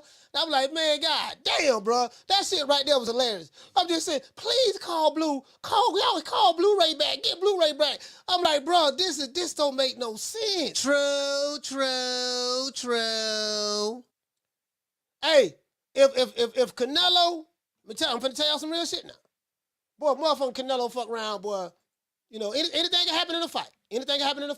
But boy, motherfucking Canelo fuck around and beat motherfucking Jermell Charlo, bro. God damn. Bro, we got doggone Cool Boy Steph got stopped. Errol Spence got stopped. Man, the shit ain't looking good. It's trending. If this was the stock market, it's trending down right now. True.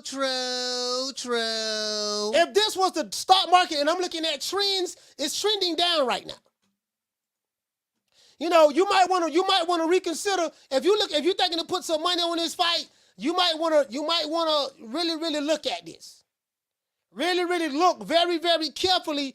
Don't jump out the window because I'm hearing dudes right now still owing people and haven't paid their debts. True.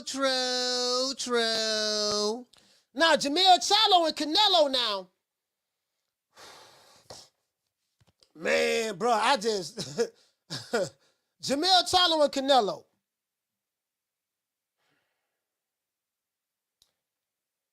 You see all of the intangibles, you know, like before I make picks, I like to look at the fighters and study what they do best. And when I do that, then I look at the styles. Okay, stylistically, do this guy's style, can his style offset the other guy?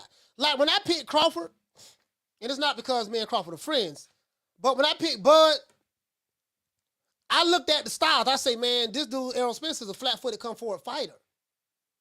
I seen what Bud did to those big. He fought bigger guys. Bud always a smaller guy, but most of the times. But I see what he did to Victor Postal. I saw what he did to Prescott. You know, Hank Lundy.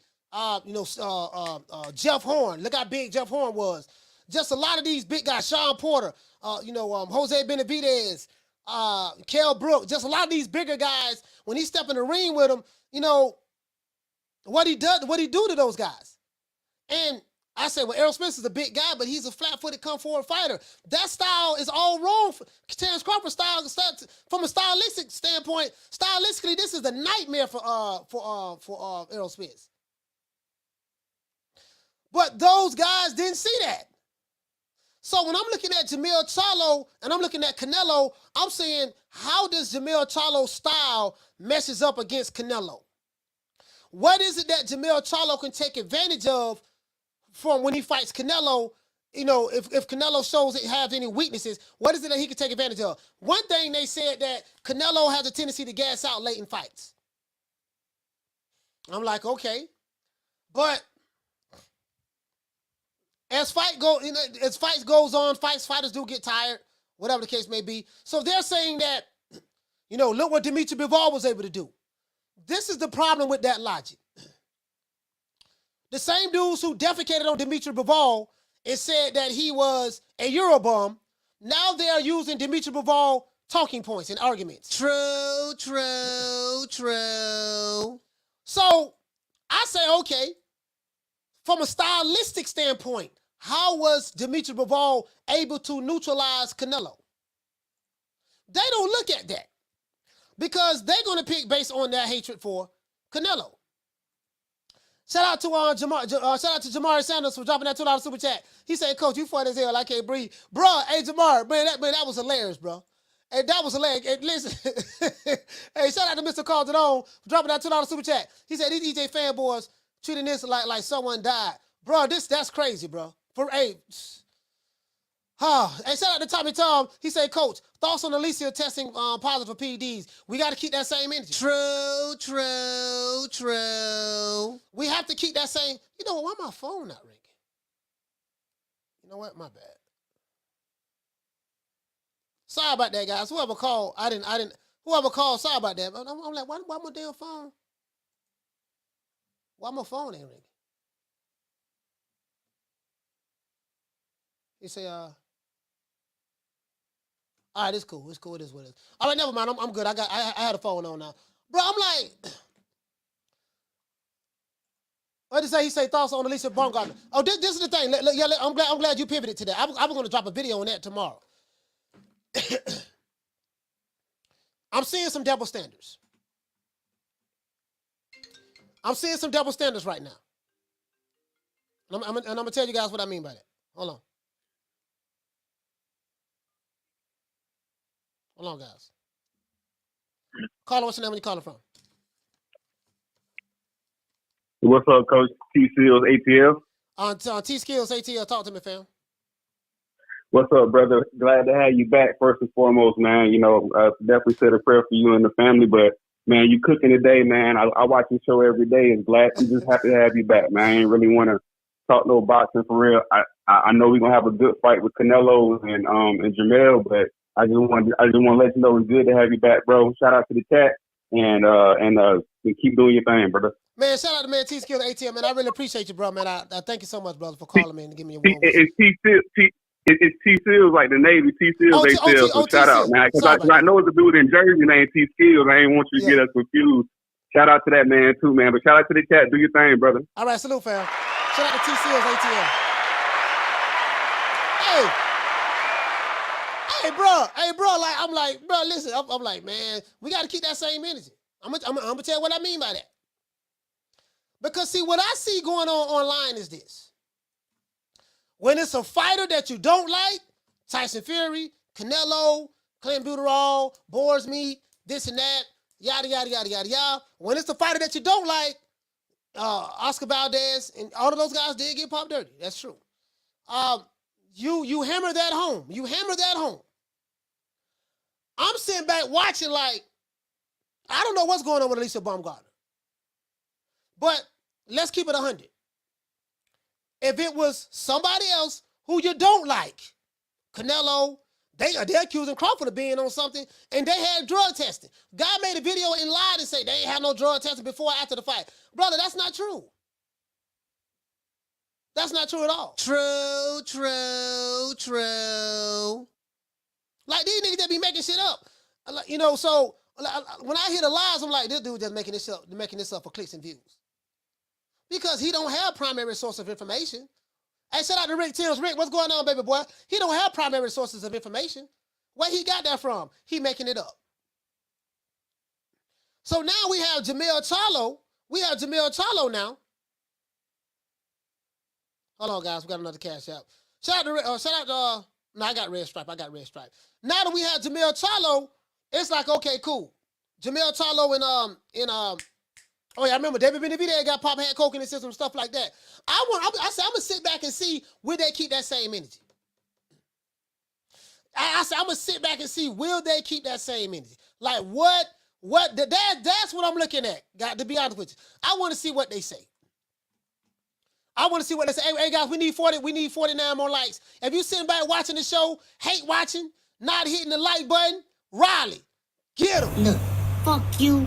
Fuck the plane you flew in on. Fuck them shoes. Fuck the socks with the bell on it. Fuck them cheap ass cigars. Fuck your yuck mouth teeth. Fuck your hairpiece. Fuck your chocolate. Fuck Guy Ritchie. Fuck Prince William. Fuck the Queen. This is America. My president is black and my Lambo is blue, nigga. Now get the fuck out my hotel room. And if I see you in the street, I'm slapping the shit out of you. Caller, what's your name? Where you calling from? It's Caleb from Indianapolis, Lemon Brewster, little cousin. Welcome back to Coach. Man, look here, man. Shout out to you, fam. Caleb from Indianapolis, man. Talk to me, fam. Man, what you thinking about Charlo saying that he was hit TC was hitting him in the back of the head in the fight, doing some illegal blows. That's what threw his equilibrium off. You know, you know where I heard that from first, Caleb? Mm-hmm. When Deontay Wilder fought Tyson Fury, they said the same thing when Wilder and Fury fought. True. Look at Tyson Fury and Wilder's second fight. That's what they were saying. Man, Tyson Fury was hitting him behind the head and this and that. They said the same thing with Fury and Wilder. And this is the thing, right? Errol Spence, when he kept getting countered by Terrence Crawford's jab, when he kept getting just beat to the punch and really what Crawford was doing was parrying. When Spence throw a jab, he'll parry the jab. And while he's parrying the jab, throw his jab at the same time and catch him. And, you know, he wasn't able to block it.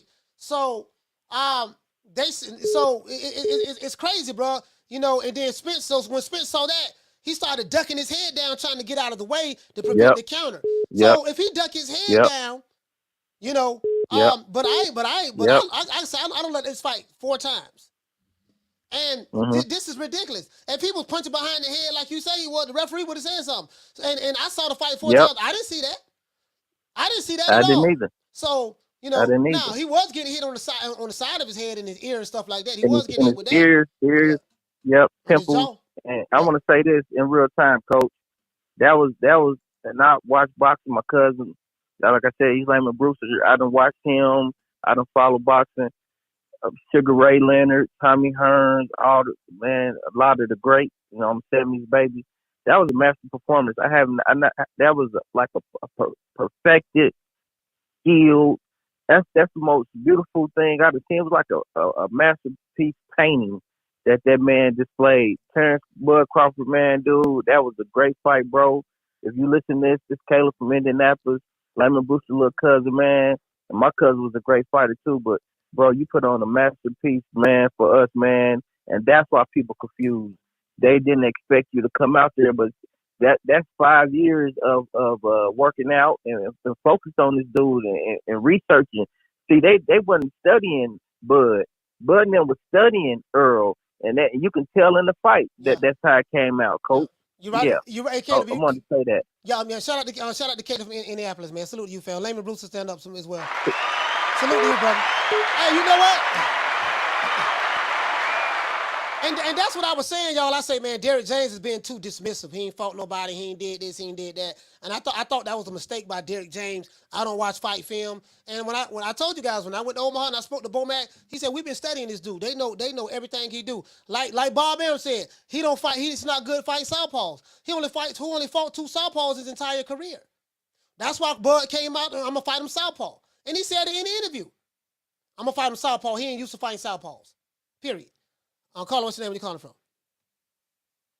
Coach, what it is? It's Fast from Baltimore. How you feel? Man, Fast and Be More. Talk to me, fam.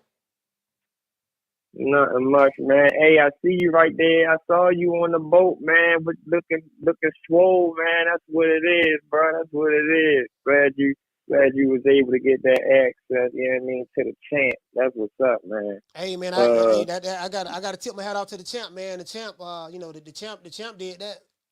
I see y'all was in there. I didn't have nothing to do with that. The champ say nah. He say, Coach, you rolling with me. Me and Bud friends now. So he say, nah, you rolling. And me and him and his entire family. So, and I got a lot of love for his family, man, because they really embraced me. Really, the entire city of Omaha embraced me. So much love to not only Bud's family, but the entire city of Omaha, and I will continue to support him. But that was Bud, man. Bud did that. I you know what I mean? Yeah. That, yeah. That's what's up. Yeah, you got the real access. You in there while they playing cards and shit while shit getting real. I'm like, okay, coach part of the family there. That's what's up, man. But the Jermell Charlo shit, man, that shit crazy. You know, I seen the clip, Derek James talking crazy too now, talking about, yeah, Earl wasn't himself. I ain't going to speak on what it was, but Earl, he wasn't himself in there. Like, okay, all right. Then you got Jermell Charlo. He hitting him in the back of the head. He's dirty.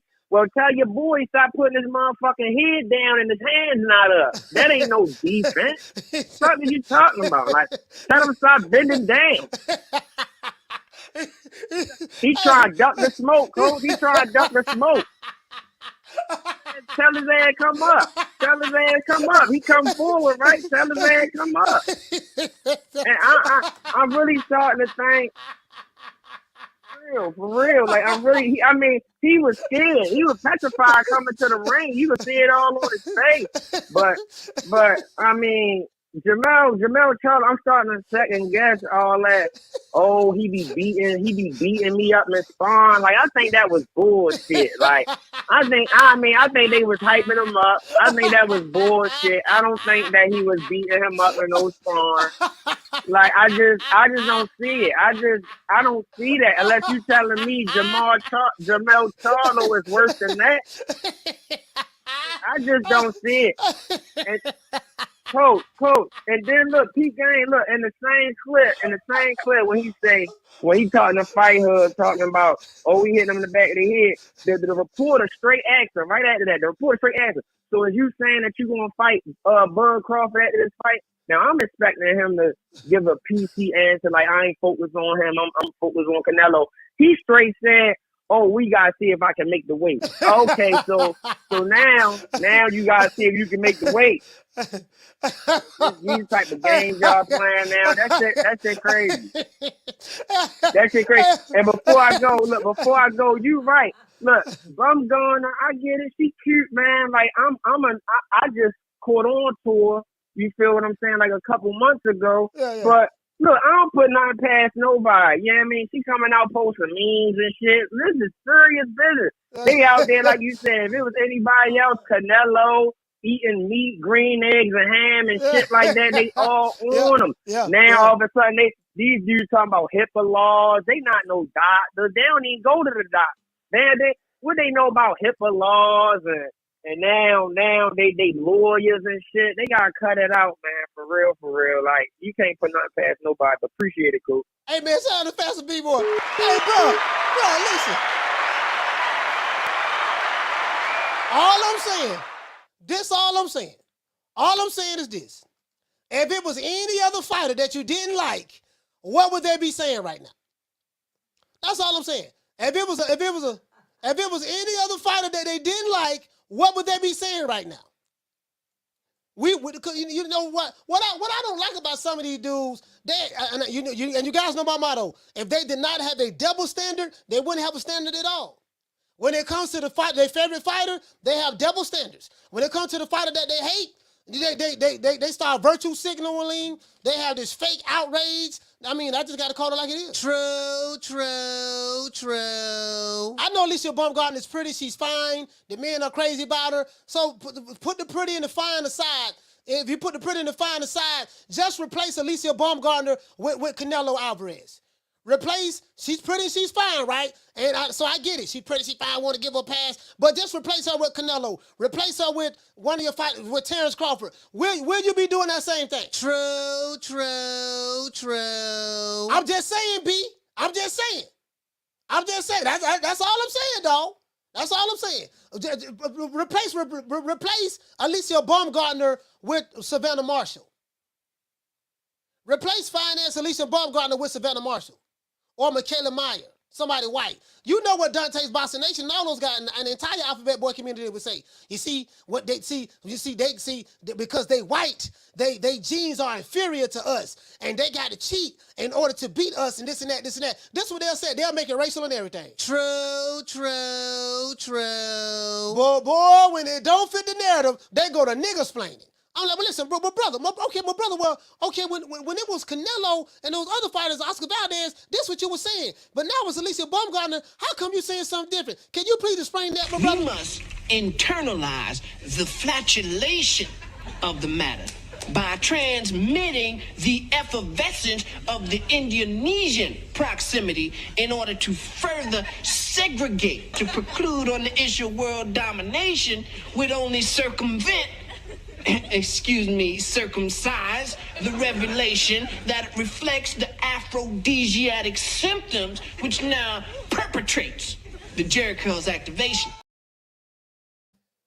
I'm like, well, how come all the niggas explaining when it comes to Alicia Baumgartner? And she is pretty, she fine. I ain't gonna say lie to you now. She fine in the motherfucker. But I'm just saying, but when it's Canelo, the nigga took Clinton Bitterall back in 2019. Oscar Valdez was drinking the tea. Tyson Fury was eating boar's meat. He was eating boar's meat and eating bull nuts and all that stuff there. That's what he was doing. You know, that I'm telling you, dog, that's what he was doing. This and that. And then when it's Alicia Baumgartner, oh man, so hold on now. Hold on, that's bait now. Now I'm pretty sure that's a logical explanation for why she had that in her system now. Now you know the man is always trying to tear the black man down. You mean the same black man that you trying to tear down like Spence Crawford? Oh, I don't know. I don't want to talk about that. I don't want to talk about that. Now you know now she is fine. Now you say how fine she is, dog, and this and that. Yeah, she's fine. She's beautiful, man. I ain't gonna lie. She's tender on all that. But what does that have to do with what she got caught with in her system? Hold on now. I ain't know now. See you sound like a coon right now. You sound like Uncle Tom now. You know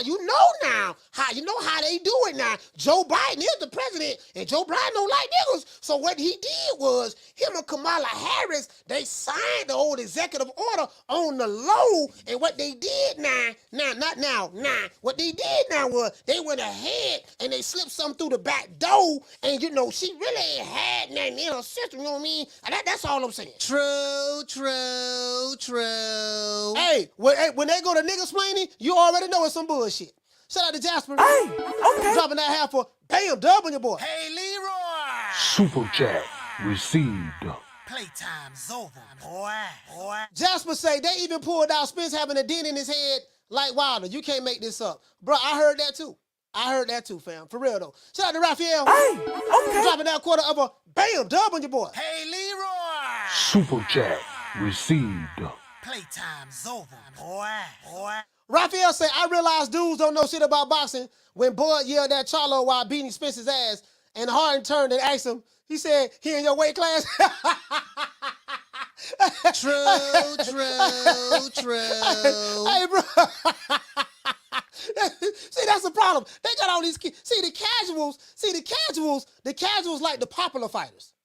The casuals don't really know that. I'm talking about like the beginner casuals. They know the popular fighters. They don't know like who is Terrence Crawford. I don't know who that dude is. Oh, he from Omaha. Ain't nobody in Omaha. Nigga, Errol Spence gonna win. Errol Spence gonna do that. Errol Spence gonna do that. We ought to know what Spence gonna do. No, for real though. We know what Spence gonna do now. Yada yada yada. Well, what do you know the stuff? He got rocked by Gamboa. You saw why Gamboa rocked him. Big Machine dropped him, and they because they go to regurgitating stuff that they hear from the I Hate Terrence Crawford YouTube channels. They go to regurgitating that. Shout out to Sad. He said, Coach, did Buzz speak about the Wallow situation? No, I didn't ask him about it. I didn't ask him about that. I wouldn't. Bro, we was too busy. We been having so much fun, fam. To be honest with you, I didn't even ask him about that. You know. He in a good space. Shout out to Big Bird jumping out $2 super chat. He said, salute, Coach. Salute to you, fam. True. Hey, yeah, you get what I'm saying, though? I'm like, God damn, boy. So, because the thing is, it's called confirmation bias. What is confirmation bias? You only accept information that confirms what you want to believe. If it's somebody that you don't like, you're going to look for information that confirms your dislike for that individual. No matter what information that you find that totally contradicts that what you already lying to yourself to believe. If you find he finds out some information that goes against somebody that you do like, you're going to ignore that information no matter how truthful it is in order to fit the narrative, in order to fit your perception of that individual. Now, Alicia Baumgartner, she did I think she did kind of like, you know, speak up for herself and said that she's not a dirty fighter and stuff like that. And one thing I will say, all the women that not women, but all the people I know who get popped dirty for PEDs, all of them say that you know, they're not a dirty fighter. I ain't used nothing. They showing. They showing Jermell. Hold on, what is Jermell Charlo?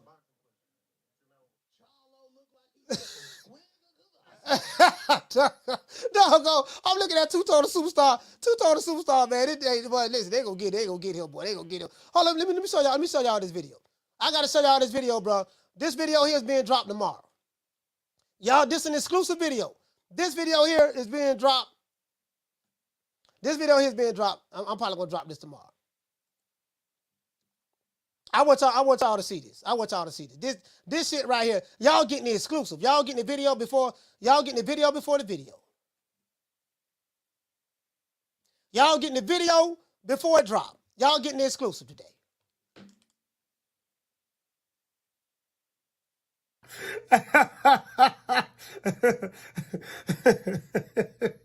Peace, everybody. What's good? It's our boy, Coach Malachi Williams, and you will have tuned to True Media Today USA Boxing. Let's go. For the thousands in attendance. You know what I see? I see I'm having streaming issues right now because it's kind of lagging, so I'm not gonna play it right now. But tomorrow I got a video dropping about Jermell Charlo. They asked him, as a matter of fact, they asked him. Let me do this. Sorry about that, guys. This video dropping about, hey, bro, I'm not gonna lie, this video funny as hell, bro. This video is so fun. I wasn't even trying to be funny. This video is funny as hell. But let me see, can I show it to you guys? Let me see, can I show it to you guys now? Let me go to it, bro. Like, this dude, Jermell Charlo, they asked him a question about Crawford. I don't know what it is about Crawford, bro. I don't know what it is. When they asked him a question about Crawford, bro, the man with the stuttering, the man with the looking around, you know, the man with the, you know, he went to, let me see. Let me see what's up. Yeah, this it right here. I want you guys to hear this. I'm gonna just let you guys hear it. I'm gonna let you guys hear it. This shit was funny. If we can make it at that way. Hold on. The stuttering, he went to looking to his left. I want you guys to hear this. Hey, Jermell, you beat Canelo is the plan for the mega fight with you and Crawford? I want you guys to hear this. I'll let you guys see this now. This shit was hilarious. Drop it tomorrow. All right, everybody, check this out, man. I'm looking at this interview, man, with Jermell Charlo. They asked Jermell Charlo, man, how, this is hilarious. Is it a possibility that him and Terrence Crawford could fight each other, right? And, bro, he went to stuttering. He went to looking to his left. Hey, Jermell, you beat Canelo is the plan for the mega fight with you and Crawford? This is hilarious. If we can make it at that weight division, I mean, whatever weight division I'm at, wherever we still boxing at the same time, let's do it. If we can make it at that weight division, if we can make it at that weight division, if we can make it at that weight division, wherever we. Hey, Jermell, you beat Canelo is the plan for the mega fight with you and Crawford? If we can make it at that weight division, I mean, whatever weight division I'm at, wherever we still boxing at the same time, let's do it. I'm down to fight any one of these motherfuckers. No, I'm not saying Jermell Charlo was afraid. I'm like, no, man. If we can make it at that weight division, I'm like, no, bro. I'm like, bro, I couldn't help but I'm like, no, Jermell Charlo, one of my favorite fighters. I say, no, dog, this man shaking like booty meat. Bro, like body language. Go back. It's on Twitter. It's on Twitter now. It's on Twitter. Hey, shout out to Mighty King Boxing, Knockdown 305, J Kid. Bro, body language tells everything. But, bro, listen. Hold on. Now, this video dropping tomorrow. Body language. Now, you guys know I like Jermell, man. And I probably won't hang with him personally because he got too many. He got a serious attitude, bro. Popping his neck and shit. I ain't in all that. But you get what I'm saying? But, bro, I gotta play that again. I looked at that about 5 times. I edited the video, of course, and I'm like, bro, this is just too much. Carlo, what's your name? Where you calling from? Hey, Scott from Harlem. What's up, Coach? What's your name? Scott from Harlem? Yeah. We talked last week just after you went to the fight. Went to the pitch fight. All right, talk to me. Yeah, yeah. And you know what I can't understand is, like, I've been wrong about fights before. Like, years back, I remember pulling for Holyfield and him getting kind of waxed by Riddick Bowe. I mean, it's part of the game. Like, you're not always right, but some of these Earl Spence fans with these theories have lost me. I don't even respect them when it comes down to talking boxing. You're making up things as you go along. I mean, and this is the thing, though, right? This is the thing, though, Scott. I say this.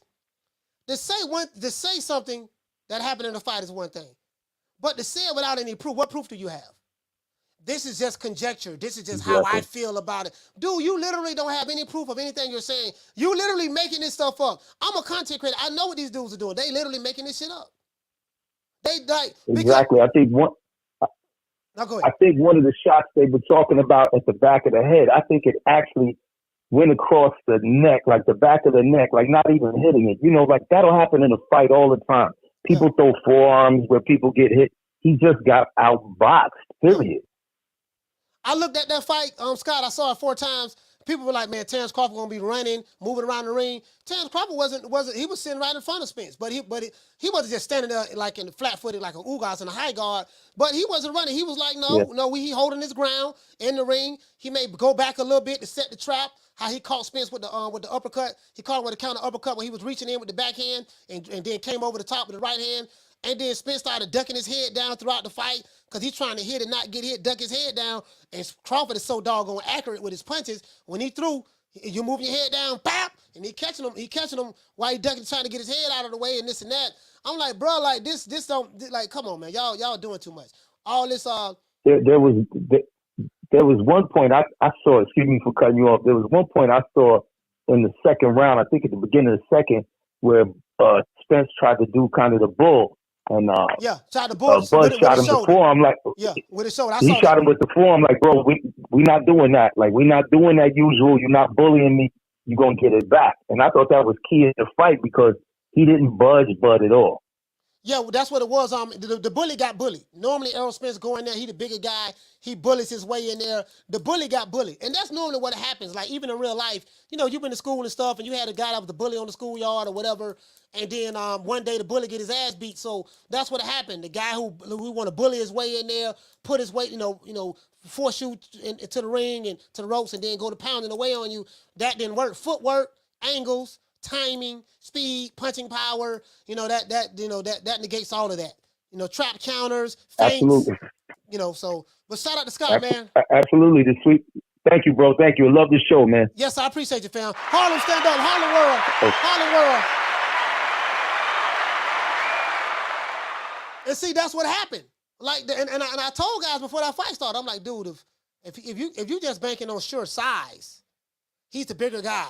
All these experts are saying the same shit. Well, he's the bigger, stronger guy. He's the bigger guy. And I told you guys, just because you're the bigger guy don't mean you're the stronger guy. Size don't equate to you being stronger. Size is just size, but that don't necessarily mean you're stronger, especially when we're in the same weight division. Shout out to Swift. Hey, okay. Dropping that quarter of a bam, dub on your boy. Hey, Leroy. Super chat received. Playtime's over, boy. What to say, Swift? Swift say, he said, Coach, that has to go in the archives with name the names. Yeah, that will. Hey, you know what, Swift? You hit the nail right on the head. That will be in the archives. Down from the bar, there's a platform stage. People pimping, sharp as razor blades. Right, it was so funny. I'm like, no, not my nigga. This Jermell Charlo. Jermell Charlo shaking like booty meat right now. Bro, I'm looking at his body language. Stuttering, he went to look into his left. Hey, Jermell, you beat Canelo is the plan for the mega fight with you and Crawford? If we can make it at that weight division, I mean, whatever weight division I'm at, wherever we still boxing at the same time, let's do it. If we can make it at that weight division, if we can make it at that weight division, if we can make it at that weight division, wherever we. Hey, Jermell, you beat Canelo is the plan for the mega fight with you and Crawford? If we can make it at that weight division, I mean, whatever weight division I'm at, wherever we still boxing at the same time, let's do it. I'm down to fight any one of these motherfuckers. No, I'm not saying, hey, bro.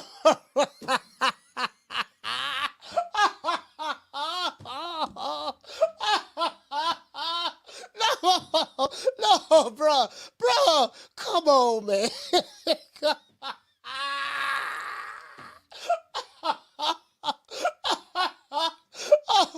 video dropping tomorrow. Bro, come on, man. No.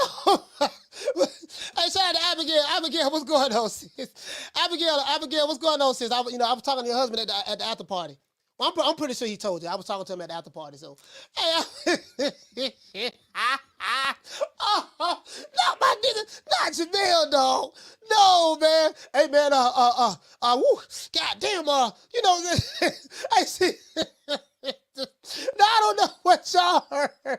I don't know what y'all heard. That goddamn Jermell. Come fucking with me, you gonna get knocked the fuck out. I'm a knockout artist, baby. The fuck? Fuck you all rolling up on for, cuz? He must don't know. He can't know. Huh? He can't know. I said Big Papa needs to eat before the keynote lecture tonight. The doors open in 2 hours and I need some Southern cooking. I said the doors open in 2 hours and I need some Southern cooking. Hey, this is what I got. Now, Jermell Charlo, they say now, is the plan after you beat Canelo, after you knock Canelo off, because everybody knows you're going to knock Canelo off, after you knock Canelo off, is the plan to go back and make the mega fight with Terrence Crawford? We must internalize the flatulation of the matter by transmitting the effervescence of the Indonesian proximity in order to further segregate, to preclude on the issue of world domination would only circumvent, circumcise the revelation that reflects the aphrodisiac symptoms which now perpetrates the Jericho's activation. That's what I heard. I don't know. Hey, shout out to Abigail. Shout out to Sabrina Lee.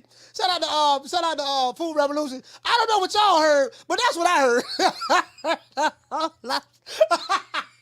Hey, that's what I heard. Hold on. Hey, listen now. Check this out.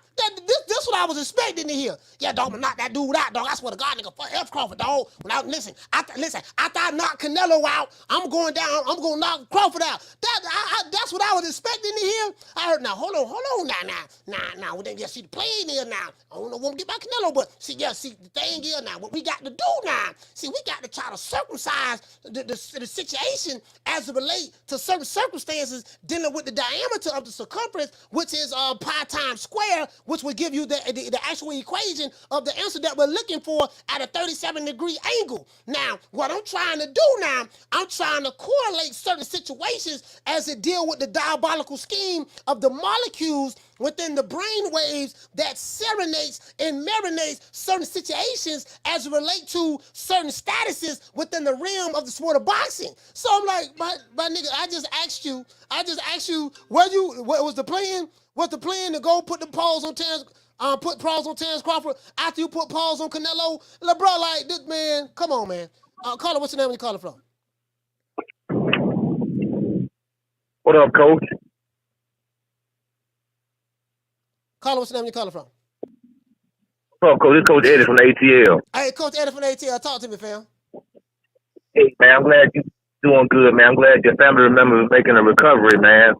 I seen you all up on the TV. Coach posted up on the... Hey, Coach Eddie, you got a bad reception. You got a bad reception. Oh, okay, yeah. I just call you back. I'm in a bad spot. Okay, now go ahead. You got it. Go ahead. Okay, yeah, man. I seen you up on the television. See you posted up in the house chilling, man. You know what I'm saying?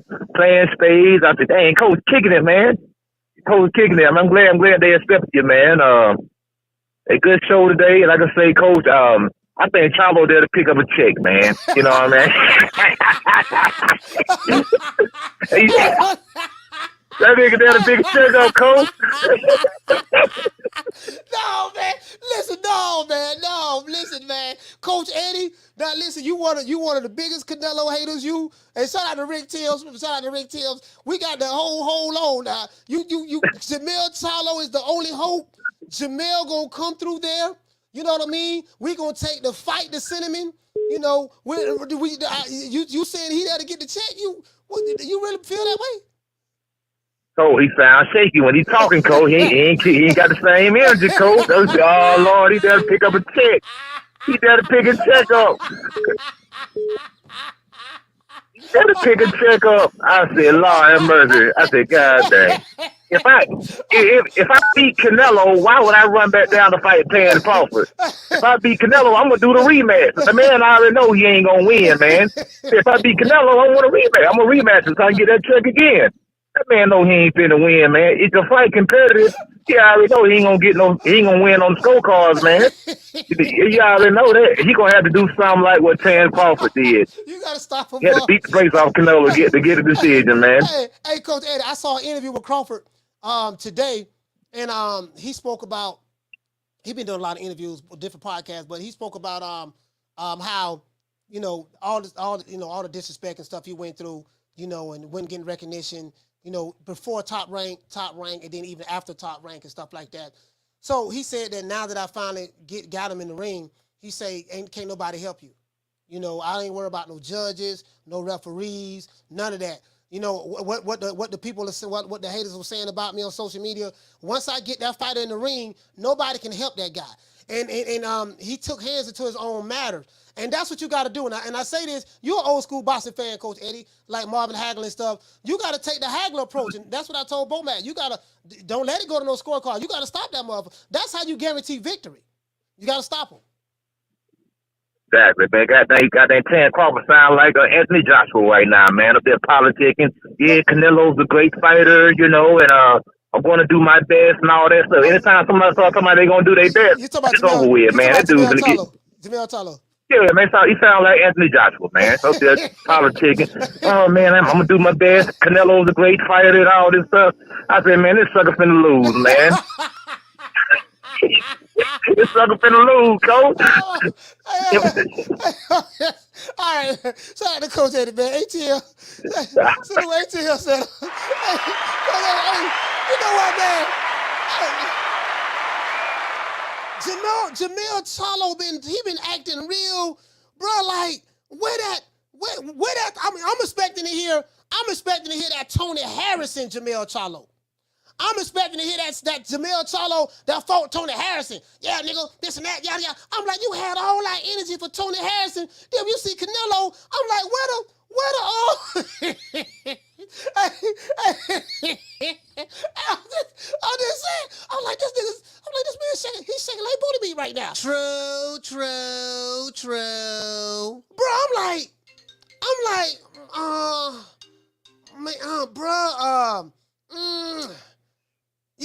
God, I don't like his, he looking mean, but it ain't you get what I'm saying? Caller, what's the name you calling from? This Rain from Louisiana. Rain from Louisiana. Talk to me, fam. I just watched Manatee Martin's video about Alicia Baumgardner popping dirty. He said it was heartbreaking for him to read this, but he was just accusing Bud of PEDs with the snack program. How you feel about that? Hey, no, you know what? It's the double standard. This is the double standard, Rain. Check this out. Devin Haney is with snack. Caleb Plant is with snack. There are several PBC fighters right now with snack. And Boots too. Yeah, Boots too. So the same guy who they want Crawford to fight Boots. So you're saying that Terrence Crawford is on a snack, that's why he wanted to fight. But what about the other PBC guys? So this is just, again, the dude Marty, he hates Terrence Crawford. So his content is always going to be something that supports his narrative. He hates this guy. And, that's just what it is. And you know it. You can see it. It's written off. It's like the Rude Boys. You remember a group, R&B group called the Rude Boys? It was Gerald Levert discovered this group, and they made a song called It's Written All Over Your Face. I'm a little too young. No, okay. But there's a group called the Rude Boys. Look them up. They made a song called It's Written All Over Your Face. It's written all over your face. Right. So just say it's written all over these dudes' face. They hate this guy. So it is what it is. But right. Alicia, she fine. She pretty. She's a tenderoni. She's a PYT. She's a honey dip. So since she's all of that, you get what I'm saying? Don't nobody want to, oh man, god damn, man, I don't want to say nothing about that. But no, but if it was Canelo or Oscar Valdez or Terrence Crawford or whoever, the guys who you don't like, it'd be something totally different. Or Savannah Marshall or Katie Taylor. If it was some of those guys, it'd be something totally different. So, I got one more thing to ask you, Coach. Yes, sir. I just need to know why are they hell bent on pushing the Boots fight, and they already know that Crawford and Spence said they was going to 154 after this fight. I mean, I'm finna tell you why. These guys moved the goalposts. Boots has been the mandatory for the IBF when well, according to them go ahead. First, and then he chose that route. Yeah, he's with the WBO first. Then he chose that route. That's true. That's true. But this is what they doing. I call them the old move the goalpost niggas. So they move the goalpost, right? So they say that Spence is going to be the one that defeat Crawford, knock him out, stop him. Well, first they were trying to get Crawford to fight Boots first. We got to fight Boots, this and that, yada yada yada, because they feel like Boots is the one that's going to beat him. And then when now Boots has been the mandatory with the IBF when Errol Spence had the belt. But notice they didn't say, according to those guys, yeah man,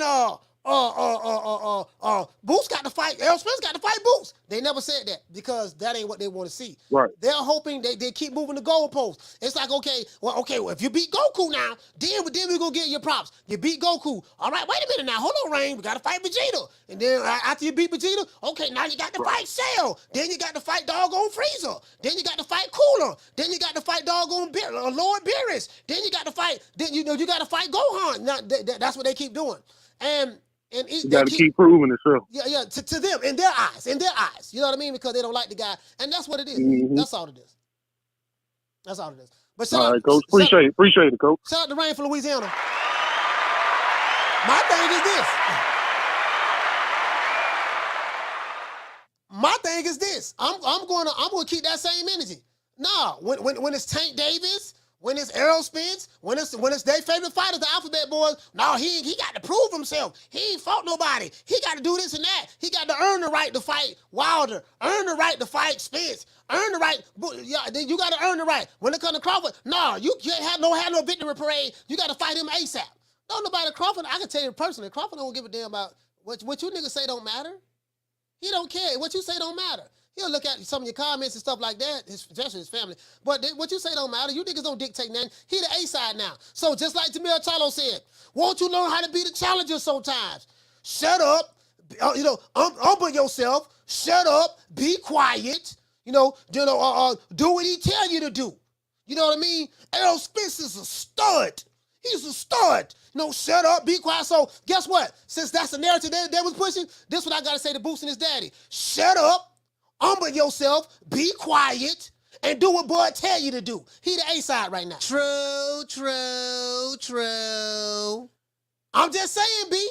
I'm just saying. That's just reality of the situation. Oh, these niggas want to move the goalposts every time. So this is the thing that get me. If you hate Canelo, don't like Canelo, that's fine. But you want Canelo to fight all of these killers or all these big fighters. Fight all of these guys. But when it come to your favorite fighter, these guys that's with the Alphabet Boys, they don't require nothing. They don't require nothing of their fighters. True. Like these the same dude that say, I'm big fans of Jermell Charlo or Jermell Charlo. They'll have one fighter, we want to see him fight A, B, C, and D. But then when it comes to somebody like a Crawford, Crawford, he got to fight A, B, C, and D. But then when it comes to Spence, he doing the heavy lifting. He ain't got to do this. He ain't got to do that. Or, and shout out to Errol Spence. I ain't got nothing bad to say about Spence. You know what I mean? After the conversation I had with Bud, I ain't got nothing bad to say about him. I will still go out to Errol Sexuals, but I ain't got nothing bad to say about him, man. We had a good conversation about him. And Errol Spence really is a nice guy, solid guy. You know what I mean? So it is what it is. He got beat. It is what it is, guys. And Spence knew what was going to happen. Because you saw his energy in the lead up to the fight. You saw his energy at the press conferences. He knew what was going to happen. Like you just saw it, right? But this what they do. Certain fighters ain't got to do certain things. Preferably the PBC fighters. When it's the PBC fighter that they like, oh yeah, man, he ain't got to, he doing the heavy lifting.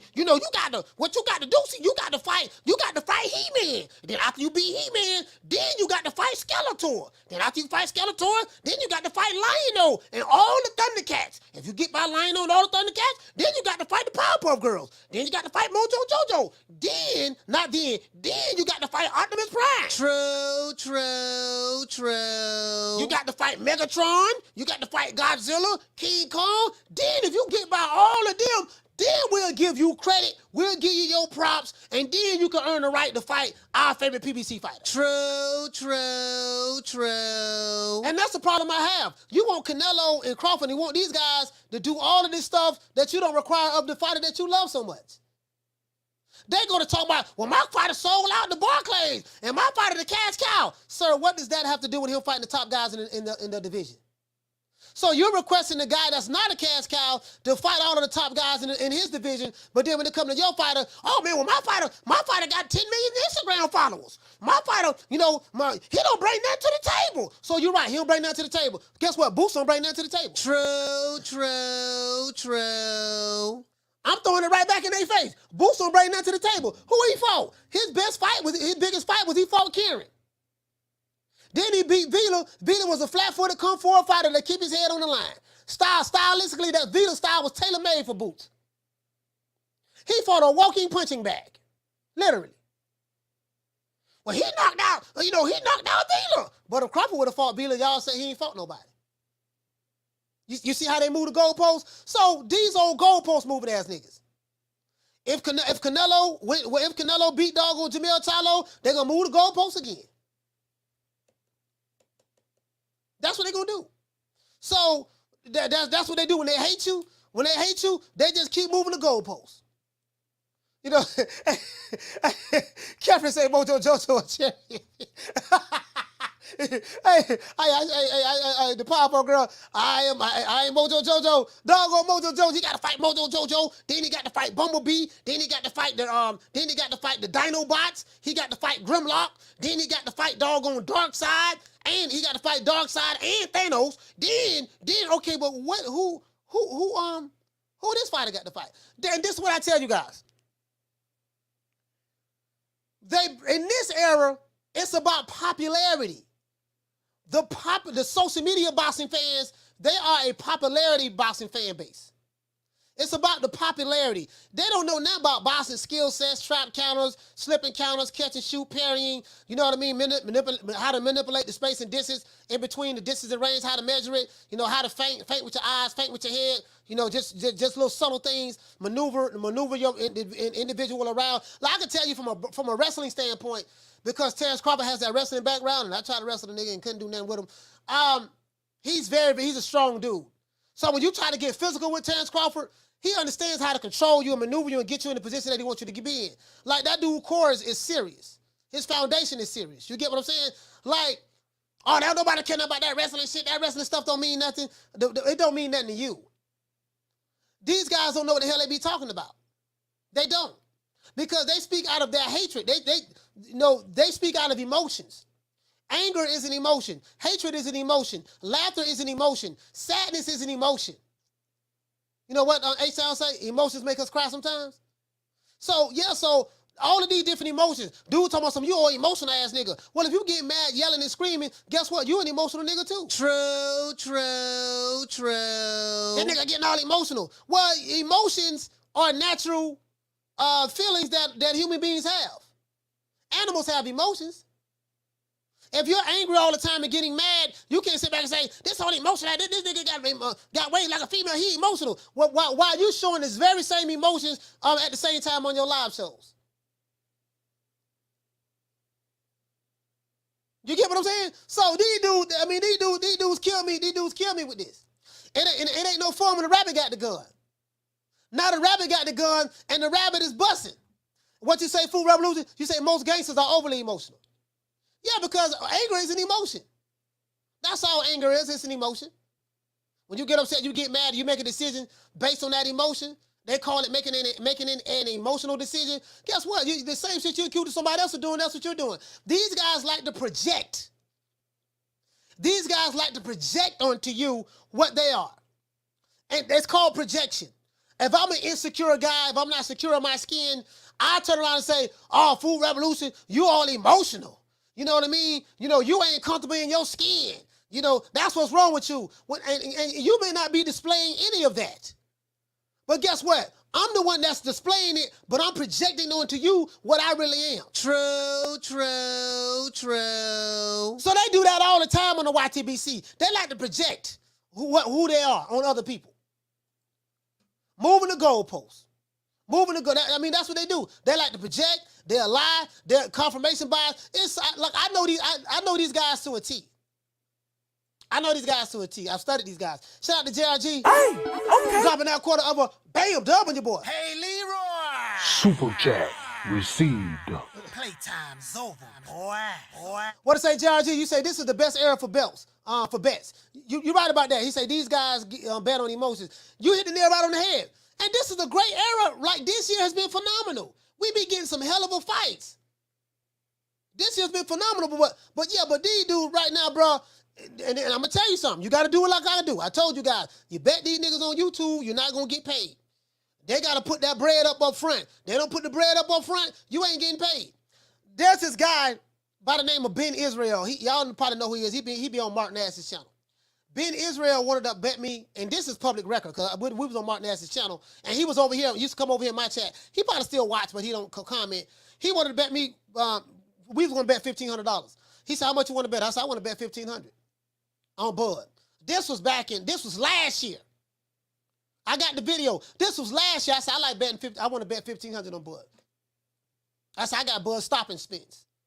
If you listen to any prediction I gave from 2022, I've been saying that. I said, he going to stop that boy. I said, that boy too flat-footed and he's a come forward fighter. That style ain't going to work against Bud. I said this. I heard Ben Israel betted a lot of people. He ain't paid nobody. But guess what? And I said, what you got to do, you got to come over here. We can get the money to Martin Nash, or you got to send it to me. I ain't going nowhere. If I lose, I'm going to pay. Because I go live every day. I'm going to pay you, right? When the fight was announced, he was nowhere to be found. And I'm like, you know what? If me and that dude would have bet it, he wouldn't have paid. I know these guys very well.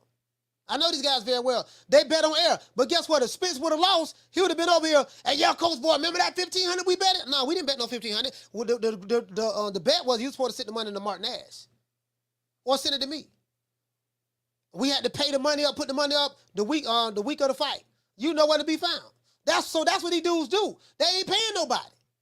They're not paying nobody. You get what I'm saying? So, I mean, it is what it is. And this is why a lot of these guys are so angry, because they lost a lot of money. And they really feel embarrassed at how wrong they got it. How was I so wrong? That's very easy. You didn't have a boxing criteria. You didn't study the matchup. You bet it just strictly based on your hatred and dislike for Terence Crawford. True. And then they lost. Man, I can't believe that happened. How you can't believe that happened? And you knocked down 305, you hit the nail right on the head. Put the money on the wood. If you don't put the money on the wood, the bet ain't good. True. Put the money on the wood to let me know that it's all good. You sound like a bitch. Man, I ain't worried about jail. Shit, man, I don't give a damn about going to jail. You can take me to jail. Take me to jail? Shit, lock me up. Lock me up. Throw away the key. Throw away the key. You get what I'm saying? Styles make fights. You know, so you can take a fighter and he can fight somebody, okay, I'm a perfect example. If you look at Boots' last fight, he fought Vila, he looked like a superstar. He looked like the greatest fighter in the history of boxing when he fought Vila. Do you want to know why is that? He fought a guy that stylistically, he was tailor-made for him. He flat-footed, he squared his shoulders up right in the center. So that means every time you throw a punch in the center, you can catch him. He had no head movement, don't know how to bob and weave, don't know how to parry, block, or slip shots. He don't know how to do any of that. So Boots looked like a superstar. So a casual will look at that. Well, you see how Boots was looking against Vila? Well, what you think he'll do to Crawford? Homie, Terence Crawford is not Vila. Terence Crawford is not going to sit in front of you with your shoulder squared up. Terence Crawford know or understand how to measure the distance and range. Terence Crawford understand how to slip shots and counter. Terence Crawford know how to give angles, subtle movement, feints, all that stuff there. That shit he did. So you're saying because he did it to a flat-footed, kung fu fighter who stylistically, his style was tailor-made for him, that's what he gonna do to Crawford. Boy, sit your dumb ass down somewhere. True. And see, that's what be tricking these dudes. And then they make their best based on that. Carter, what's your name? Where you calling from? Coach, what are you saying, Coach? Can you hear me? Yeah. Yes. What's your name? Where you calling from? It's Cassidy, man. What's up? What are you saying? You good? Yeah, Cassidy. Cassidy. Well, we got other people. They may not know who you is, so very important to say your name, Cassidy. And Okay. let us know where you're coming from. Heavy bag butch, man. Heavy bag butch. You get me? Yes, I got you. Coach, man. I hope you and your family are all right. You know what I'm saying? I hope you're doing well. You know what I'm saying to you, fam. You was gone for a while.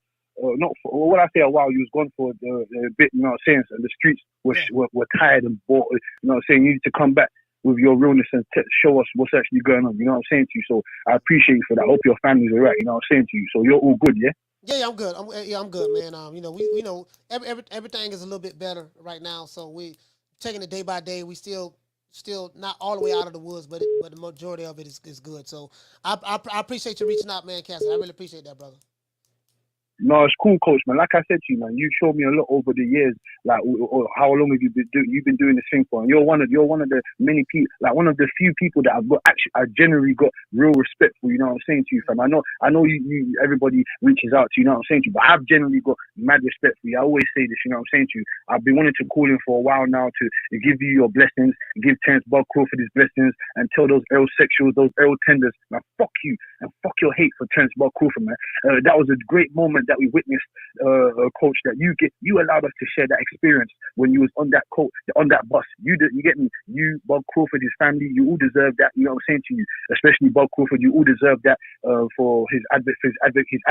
He's a great advocate for the sport of boxing. You know what I'm saying to you? And the work that you put in to put yourself in that position to be on that bus with him. You know what I'm saying to you? That was a real special moment. That was like a Muhammad Ali. You know, Muhammad Ali came walking in. You know what I'm saying? You know what I'm saying? That was a great moment for the sport of boxing. That's something that I can take away from 20 years from now and say, yeah, Terence Bud Crawford had a parade and Coach Malachi and the rest of the people was there. You know what I'm saying to you? So I wanted to tell you, Coach, thank you for the work that you do. You know what I'm saying? I don't care if anyone don't like me. I don't care if you do. You know what I'm saying to you? All the real ones are there. You know what I'm saying to you, Coach? So thank you, fam. Because I know you see me around. You know what I'm saying? Because I like to pluck out the weeds, pluck out the fakeness in this bullshit. So thank you, Coach, man. I don't want to filibuster. Sorry about that. Safe, right. Coach, man. I appreciate it. Shout out to Cassidy, salute, fam. Yeah, I can't, that was hey, man, I can't, congratulations to Crawford, man. I mean, that was a special moment for him. I just was happy to be a part, just to be there to see it, to witness it. But no, that's all Crawford. He the one ran them miles, took them punches, dieted, ran, did the sparring. He the one did that. I ain't do shit. I just showed up for the victory parade. You get what I'm saying? But shout out to Cassidy, man. Carla, what's the name? Where you calling from? Hey, my name is T-Rob from Houston, by way of Harlem. T-Rob from Houston, man. Talk to me, fam. Hey, you one of the hottest brothers on media right now. I'm telling you, everybody love you. We're talking about you all over the place. And the narrative is that they don't want Terence Crawford to get his roses. But he took it. He took it out the mud. And now, the way I feel, he should go ahead and fight the brother Zoo. And then when Jamal is finished with that, he got to come back to him to try to be undisputed again. What do you think about that? Yeah, I mean, you said you want Jermell Charlo to come down and fight Tim Zoo? No, I want Crawford to fight Zoo, take that belt, and then Charlo don't have a choice. No, I mean, I don't think Charlo's coming back down to 54. He's not coming down to 54. Everybody's saying that. Everybody is saying that. I think. And I know for a fact, Bud, and I'm not saying nothing that he hasn't said in interviews. He specifically wants Jermell Charlo. He want Jermell Charlo bad. He's like, I want to fight. That's the dude I want to fight. So I think. So the way you see it is. Go ahead. The way you see it is, Bud ain't messing with nobody else after he deal with Spence. He going straight to Charlo. He want Charlo. And I know that for a fact. I ain't going by what no YouTube channel saying or I heard. I'm talking about primary source of information. That's what he want. He want that dude bad. Because Charlo been doing a whole lot of talk, disrespect, saying a whole lot of stuff. He like, you know what? And some people feel that, man, Charlo may clip Bud. And he like, well, since people feel like he may clip me, this and that, he said that's the guy who I want to fight. He want to fight Charlo. He say I'm a rematch Errol Spence. That Spence and Crawford gonna rematch. That rematch is happening. I think it's gonna be December. They're gonna fight each other again. Spence gonna try to run it back. They're gonna fight at 154. Some people are saying that Spence is gonna be bigger and stronger.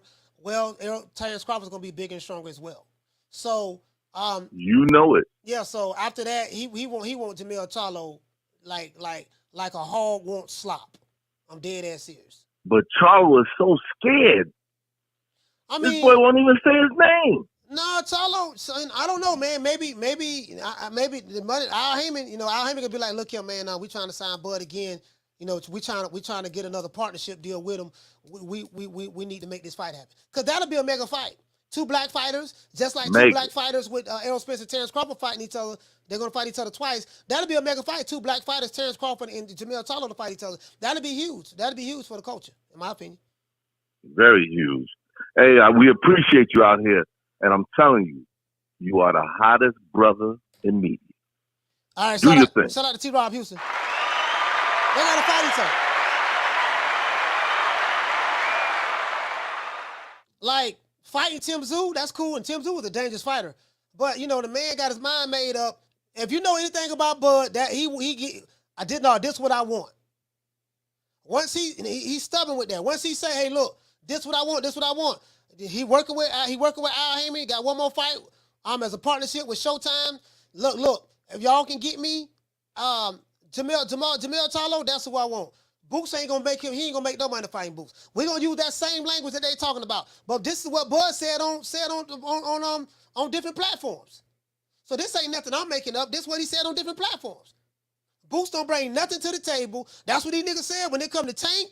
When it come to Tank. When it comes to Errol Spence, he don't bring nothing to the table. What do you bring to the table? What's the name? The A-side. Spence the A-side, but guess what? Bud is the A-side now. B-side don't dictate nothing to A-side. Ain't that what they've been saying? Sign the contract. 60, 40, 70, 30, 80, 20, take whatever we give you. We the A-side. Shut up. Be quiet. Humble yourself. Do what he tell you to do. So guess what? Terrence Crawford is in that position. He's getting interviewed on many different media outlets all over the country. He the hottest name in boxing. And guess what? Canelo name finna take that spot in a minute. As soon as this, Canelo and Jermell Charlo, but as soon as this fight gets closer and closer and closer, they're going to be talking more about Canelo. It took Terrence Crawford 15 years to get his roses. 15 years. Imagine that. And you got somebody like Errol Spence, they've been getting their roses since the Olympics. Tank Davis, they've been getting their roses since he was in Baltimore. Adrian Broner, he been getting his roses since he was the Can Man. Right? So, but it took Crawford 15 years to get his roses. So he's taking his victory lap. Ain't nothing wrong with that. Some dudes are part of the popular crowd. Some fans, like the boxing fans today, they like the fighters who keep it popping. They get it litty. They be in the club drinking. They hanging out with the rappers. We got the cars. Like, listen, bro, let me tell you something. Imagine being a 9-figure nigga and you live on the same street, the same neighborhood that you grew up in when you was broke. Not only that, you buy the damn block, and they name a street after you. You come from a small city that a lot of people in Dallas was making mockery of. Oh, he from Omaha, Nebraska, man. Ain't nothing in Omaha, this and that, yada, yada, yada, blah, this, quasi. And now the guy from Omaha, who ain't fought nobody, who just from a little city called Omaha, Nebraska, and all the blacks are in the north Omaha to be specific. Now this dude, the talk of the town in boxing all over the world. In the boxing world. Yeah, that kid, that slim, dark-skinned kid from Omaha, Nebraska. The one who y'all said did bad business. I can't tell he did bad business. Got $10 million to fight David Avenesian. Made $25 million to fight Errol Spence. Shout out to Showtime and Paramount. Paramount. And finna make another 20 million plus in the rematch. I say, how that's doing bad business? Broke niggas on YouTube with YouTube channels saying that a guy who got a net worth of 9 figures is doing bad business. You can't make this shit up. True. He doing bad business. Nigga, you don't even know how to budget a checkbook. Let alone write a check. You don't even know how to use QuickBooks to help you pay your taxes. You sitting around coming up with thumbnails, making clickbait titles and stuff like that to try to get a 5 people to come see your live shows. But you gonna tell a 9-figure nigga he do bad business. And then all the shit that Spence-Crawford do for his city. All the different businesses that he have that you niggas don't even know about. That man got so much money, it's pathetic. I mean, he ain't got the money Canelo got now. Canelo got a goddamn printing machine. Canelo got what, about $200 million? And I ain't picking about him, but that's what they got out there on Forbes. But anyways, like, the life of me, these YouTube accountants, these YouTube promoters, these YouTube managers, these YouTube financial advisors, they kill me. A nigga who ain't got his shit together gonna tell you how to get your shit together. True. Hey, Swab, that's like a dude who ain't never sold a key before. He gonna tell you what it's like to sell a key. You's an old 2 for a quarter ass nigga. Nigga, you around here getting $50 packs and $100 packs, and you telling the dude who moving birds around the world, he doing bad business. Dude, you just spent $50 with the dude on the corner to get $50 worth of rocks. You bought $80 worth of rocks for $50. You gonna bust them down and make $100 off of them, double your money. But you telling the dude who got a net worth of 9 figures, he doing bad business? How? You know, I ain't the smartest guy in the world. I ain't got but a GED education, but I'm just saying but I got a master's degree in common sense. Like, literally. Nigga living on the same block. We out in the club. This man ain't got no jewelry on, nothing. Literally, if you did not know who Spence-Crawford was, you'll walk right by him. He ain't nobody. You know what I mean? Like, literally, like, he don't want no attention on himself, none of that. He got the money to buy all the jewelry he want, all the ice he want, all in the videos, doing Diddy bopping, doing this and doing that. I'm surprised he ain't going around these different media outlets with his belts on. We undisputed, baby. We did it, baby. You know what I mean? We did it first. We did it first, and we motivate even the greats. This is different. Literally. You see Errol Spence traveling around the world right now with his girl. Errol Spence, niggas crying, making excuses. Man, I can't believe, man, this happened to Errol Spence. Errol Spence, man, in Spain. He in Italy. This man in Russia talking to Vladimir Putin. He riding private jets. This is what Errol Spence doing. Errol Spence is doing that. That man ain't think about none of that. That man done made a boatload of money, him and Crawford. They gonna run it back, he gonna make some more money. That's what he doing. That man ain't thinking about none of this other stuff these niggas talking about. All this crying they doing. All this damn crying. Hey, Earl, Slim, I ain't gonna hold you. When you lost, it felt like a family member died. And I'm not tripping. Just understand, Slim. I cried when I seen you lose, Slim. Cause you Earl, Slim. Paul Pierce, little bitch ass talking about you ain't the truth. Man, fuck Paul Pierce. For real. He threw me off. Fuck you mean you ain't the truth. You still the truth in my eyes, Slim. And I'ma tell you like this, Earl. When we get that shit back in blood at 154, watch how all the people be like, oh, yeah, I knew Earl was gonna bounce back. Nah, don't be with us now.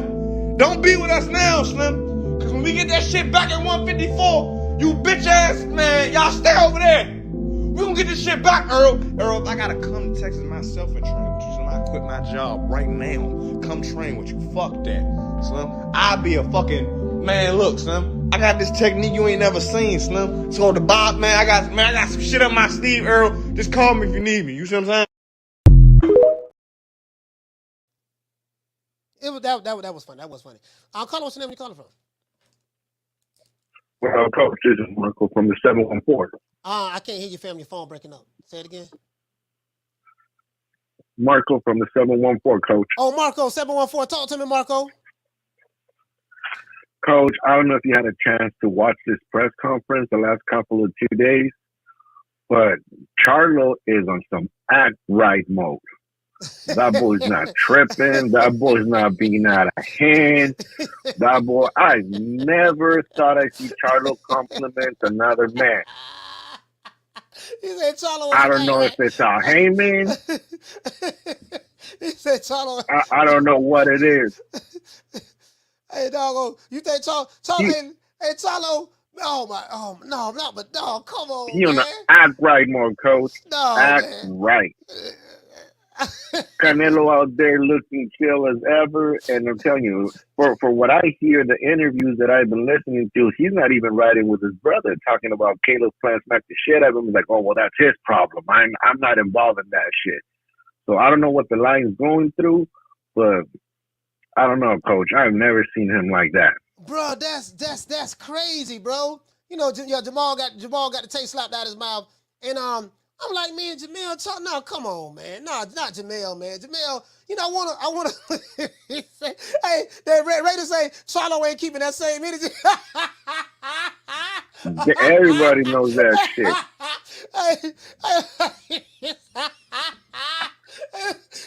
And as far as Crawford, Coach, you know, Crawford is doing Boots a favor. You know, Crawford can go in there, take him to school, take his oath, but Crawford, you know, he's telling like it is. There's no win-win for nobody there. Yeah. But yeah, Coach, that's all I gotta say, man. Canelo's giving him some act right, and you know, good to know Charlo has some manners. All right, shout out to Marco, man. Marco 714. Hey, how you Canelo now? And look at people. I can see Canelo now. Canelo and Jermell Charlo face to face. Hey, look at Puto.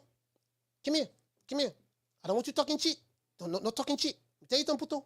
You talk shit, I kick your ass. Okay? You talk shit, okay? You better not. Hold on. Look me in mine. Look at Puto. You talk shit. You know what I mean? I'm gonna kick your ass, okay? Yeah, Nello, man. Hold on. Nello. Yeah, man. You know, I just, I want to thank you for, you know, look at my Puto when I talk to you. You know, Nello. I just want to just be happy, man, that you gave me opportunity, man. You know, first of all, I want to thank Al Heyman for making it possible for me. You know, voice of Al, I probably wouldn't be born. Nello. I ain't gonna talk shit. I'm gonna act right. I'll tell you now. So you talk shit. You see what happened to Caleb Plant? I got you, Nello. Carlo, what's the name you calling from? What's up, Coach? It's the inevitable. D-Block, D-Town, D-City, D-Ville, Baltimore. D-Block, talk to me, fam. You know, Coach, I wish I was right there with you in the proof, man. Right now, I'm smoking my Black Mile. Came out of work. I feel good, man. It's hot as hell up here in Dallas. But that's the way we want it, man. We want that heat. We want that smoke. That's the way we do it, Coach. Now, some of us, like Errol Spence Jr., don't know how to handle the heat. That's why his ass got whooped, because his ass from New York. Them New Yorkers, even though I'm a Yankee fan, I'm a Mike Tyson fan, Brooklyn all day, baby. But guess what?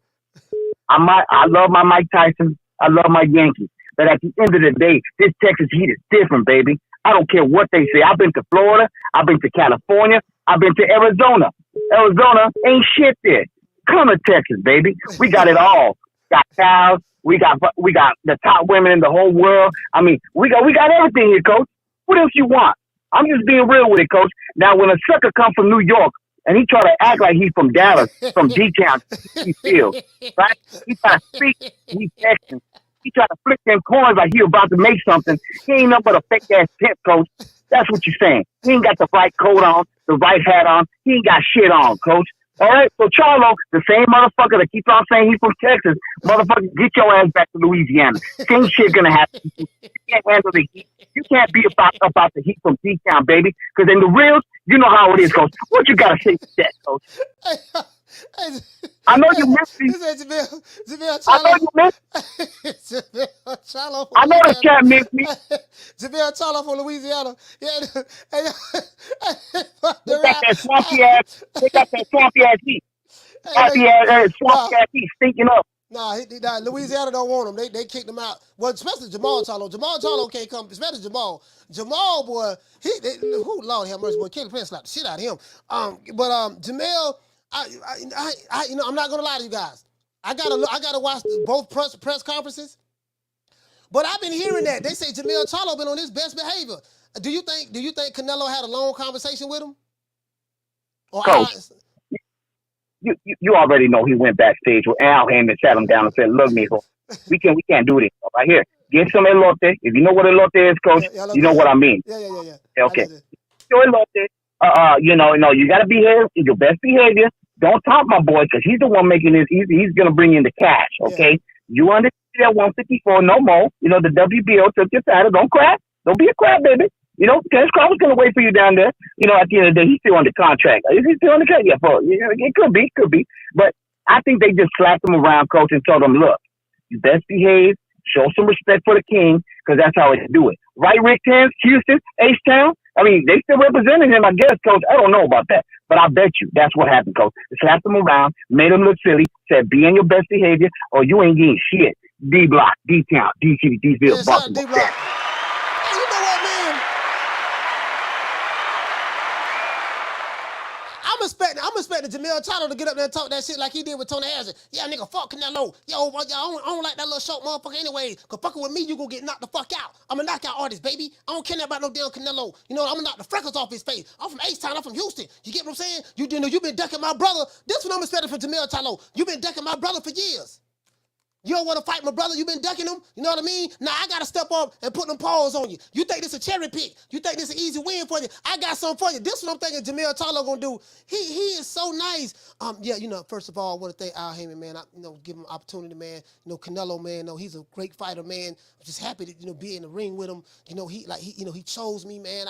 I'm just so honored. I'm trying to get his autograph for the fight start. Man, Canelo, man, you just one of the most beautiful. And I'm like, wait a minute, man.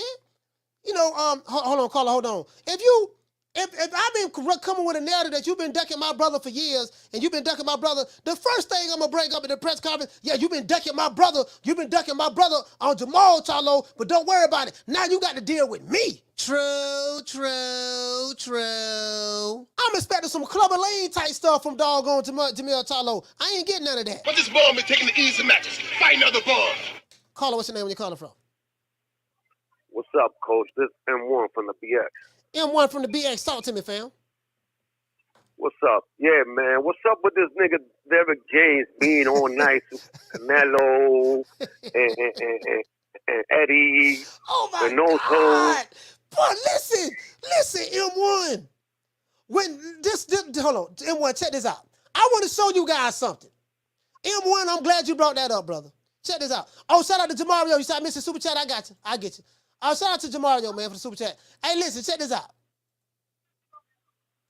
I got it, Jamario. I got you. Check this out, Jamario.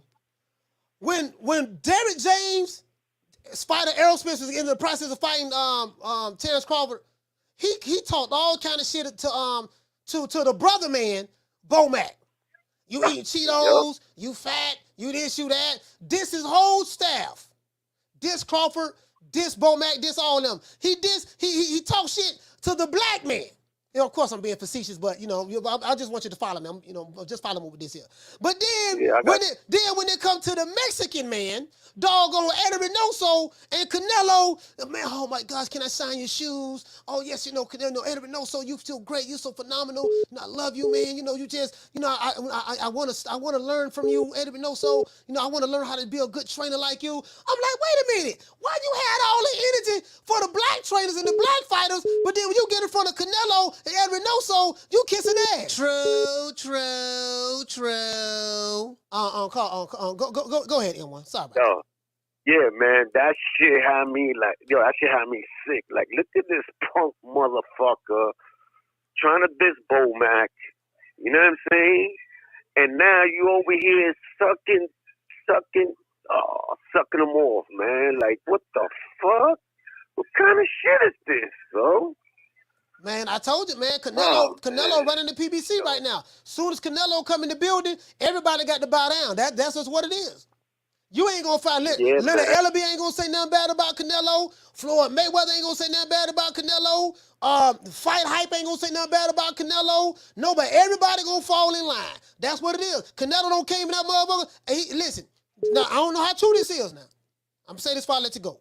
But sources say Canelo walked into the PBC offices and he let it be known. And look at Puto, all 300 of you Putos, all 300 of you Putos that's on the wall, cause like the PBC supposed to have like 300 fighters. All 300 of you Putos, you don't measure up to one me. So you shut the fuck up, you do what I tell you to do, and if you talking shit, I'm gonna beat the brakes off of this doggone Puto right here, and that's what it's gonna be. And everybody better bow down, and everybody in line, dog. True. And he said that he wrote his own contract. He said, yo, I wrote my own contract and gave it to them. They don't write contracts for me. I write my own contract and give it to them. That's some gangster shit. Shout out to everyone. Shout out to everyone for being brought stand up. Hey, look at Puto. Tell you something, Puto. Hey, Nello. Oh my gosh. So, Al, is this Canelo? Yeah, Leonard, bitch ass nigga. Yeah, Leonard, this Canelo over here. He's over here in Cleveland right now with me. Him and Edwin. So, oh my gosh. Oh, we're gonna get Tank. We're gonna get Canelo. So we got Terrence Crawford and Canelo. Yeah. Shut your bitch ass up. Canelo. I want to introduce you to everybody. This is the staff. This is this Floyd Mayweather. You know him.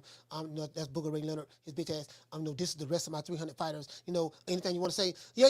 I tell you what, Puto, this is what I want to say. I write my own checks over here. Jamario, I got you. I got the super chat. I write my own checks over here, Puto. This is what we're gonna do. You want me to work with you, Al Heyman? Yeah, I would love for you to write with me. Okay, this is what I want. We got a contract for you. No, you don't have a contract for me. I have a contract for you. I want $100+ million, 3 fights. I pick the fighters who I want to fight. You know what I mean? And then that's what it's going to be. Now I'm going to go talk to Showtime. They're the ones putting the money up. Now we're going to make that happen. And what say you about that? Don't worry about it, Nello. And I'm going to tell you something. I'm going to tell you other Putos something. I guess what? All you guys got to bow down to me. Shut the fuck up. Jermell Charlo, you shut up, okay? True. Derrick James, you want to talk trash? You want to talk trash to Bomac, but you shaking like booty meat when it come to doggone Eddie Reynoso. Why is that? I thought we supposed to be on the brother man code. What happened to that?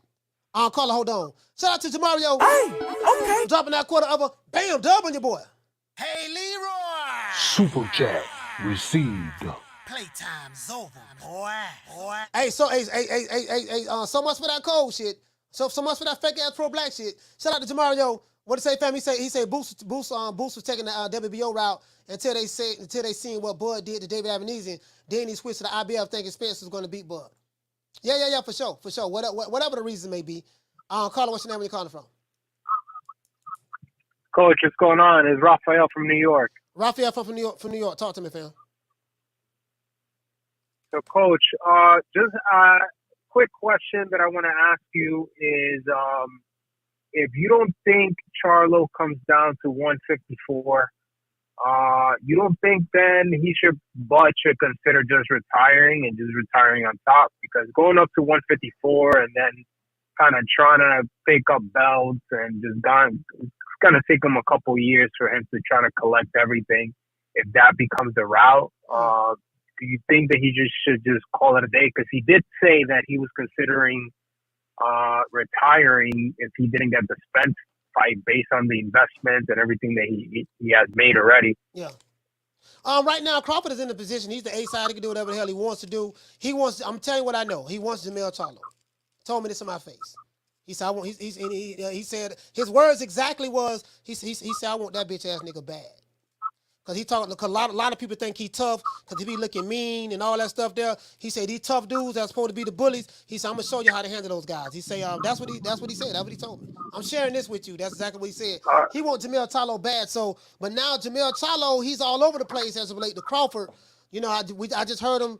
I've got a video on dropping tomorrow. It's hilarious. So if he can't get Jermell Charlo, I don't know what he's going to do. He has a boatload of money. He's rich.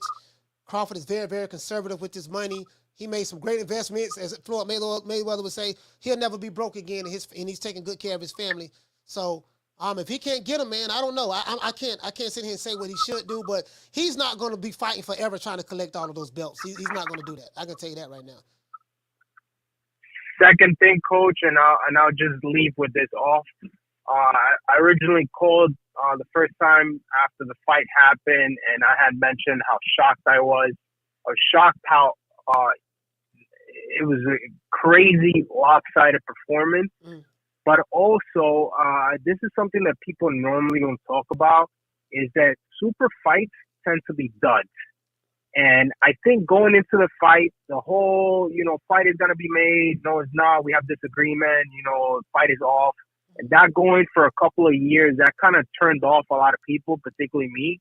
But going into the fight, it almost seemed like, it's probably going to be, a super dud, like Lennox Lewis versus Holyfield 1, when that stunk. Pacquiao Mayweather super fight. And after getting disappointed, you're not expecting that level of excitement of a fight. But this went above and beyond because it just shocked everyone. So it's much sweeter seeing that than just getting disappointed. So glad the fight happened. Thank you, Coach. Yes, sir, man. Shout out to Raphael from New York. Yeah. Right now, again, and I like the fact that he's using that language. I'm the A side now. It took me 15 years to become an A side, but I'm the A side now. I do what the fuck I want. Boots don't dictate a goddamn thing. Boots is still up and coming. He's a contender, but he don't dictate a motherfucking thing. His dad and them running their mouth too goddamn much, so he don't dictate nothing. No, you got to get in line. We're gonna use them same talking points. And like Crawford said, Crawford is looking for big money fights. He's looking for big fights. So if you're looking for big fights, you ain't gonna make a dime fighting Boots. He ain't nobody. You know what I mean? So you want the big money fights. If you can get paid $25 million or $20 million fighting Boots, then make that Boots fight happen. But he ain't gonna make that with him. You can believe that. I mean, that's really the only people pushing Boots is Philadelphia and the Alphabet Boys. The Alphabet Boys, the I Hate Terrence Crawford YouTube channels are the ones pushing that. Because what was that same energy when Boots was in the IBF and Errol Spence had the IBF belt? We want to see Boots fight. We want to see Errol Spence fight Boots. They wasn't saying that. So it's the same group of people. It's the same stuff. He gonna get his shot. Let it get his ass in line. Get in line. Shut up. Be quiet. Humble yourself. That's what I'm gonna say. I like to take their words and throw it right back at them. True. They be saying tank the A side. You don't dictate what you do to the A side. Floyd was the A side. So guess what? Terrence Crawford the A side. The A side get to pick and choose who he wants to fight. You want to know how I know? The A side get to pick and choose who he wants to fight? Because the same guy who they make an argument for, they say Canelo be picking and choosing who he want to fight, while ignoring the fact that Floyd Mayweather admitted that he picks and chooses who he wants to fight. But when you are put in a certain position, he should be he's able to, like me. When I was in a position, I can pick and choose who I want to, because I earned that right. So what's good for the gander is good for the goose. If Floyd Mayweather earned that right to pick and choose who he wants to fight, and all the Floyd Mayweather fans cool with it, and they cool with Tank Davis picking and choose who he wants to fight, and they cool with all the other guys picking and choose who they want to fight, don't get selective memory with Terrence Crawford. True. Don't get selective memory with Terrence Crawford. You was cool when Floyd did it, but Canelo can't do it. You was cool when using A-side talking points when Tate do it, but Terrence Crawford can't do it. He want big fights. Where the money at?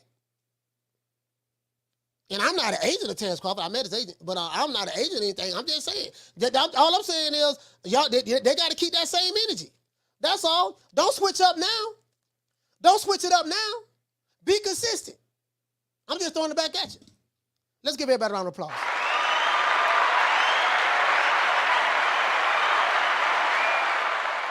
Niggas want to, what my man Finesse 2 times say? It's cool when they do it. It's a problem when I do it. Fuck them. It's cool when they do it. It's a problem. It's a problem when the fighter they hate don't do it. These guys kill me. They die hard Floyd Mayweather fans.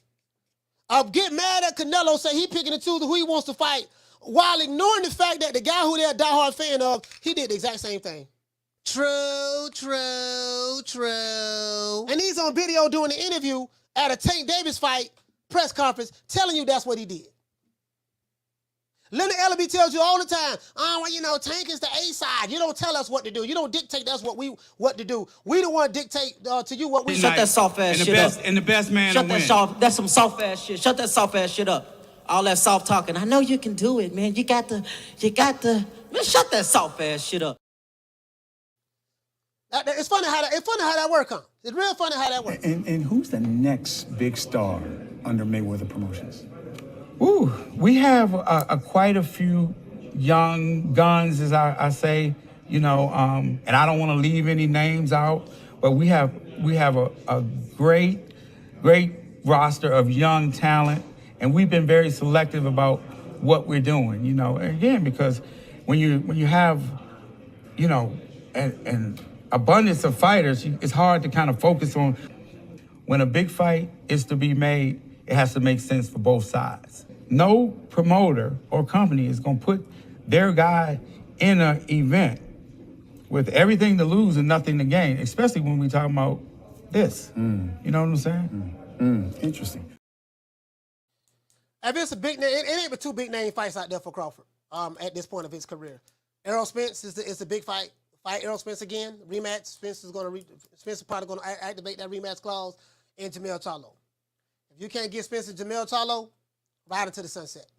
40-0, 31 knockouts, 3-division world champion, 2-time undisputed, 2014 Fighter of the Year, #1 pound-for-pound fighter in the world, been on the pound-for-pound list for 7-8 years, and it's an overall consensus that you're the #1 guy right now, and it does change. And you had a dominant performance against arguably, people say he was the best welterweight in the division. You beat him worse than you beat anybody you ever fought. Beat the brakes off of him. You punished him. And you know what I mean? So, first ballot Hall of Famer from Omaha, Nebraska. End of story. Niggas hated you to the Hall of Fame. You get what I'm saying? He ain't got but 2 fights. Errol Spence, Jermell Charlo. Those are your big money fights. Those are the fights that Paramount probably gonna put the money up to see fight. That's it. You're your own boss.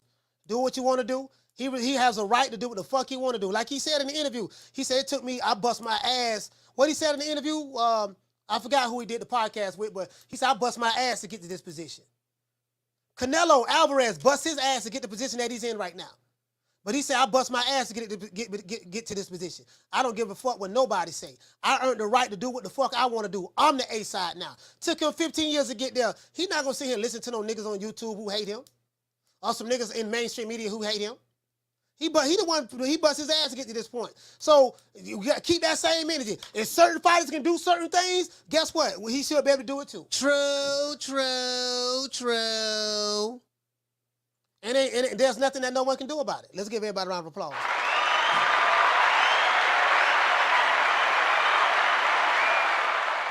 Now, I want to do this, man. I want to give everybody a shout out. And I did it in the beginning of the show. I gave all the people who called me and wished me well wishes, man.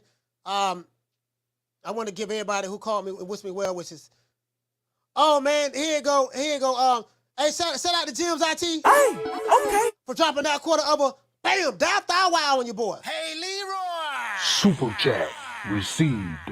Playtime's over, boy. $250, man. Shout out to Jim's IT. I want to give, and now this isn't about boxing, but I have to do this. I'm compelled to do this. Because I'm going through a serious family issue, guys. And I had a lot of people reach out to me and give me well wishes, man. I really appreciate that.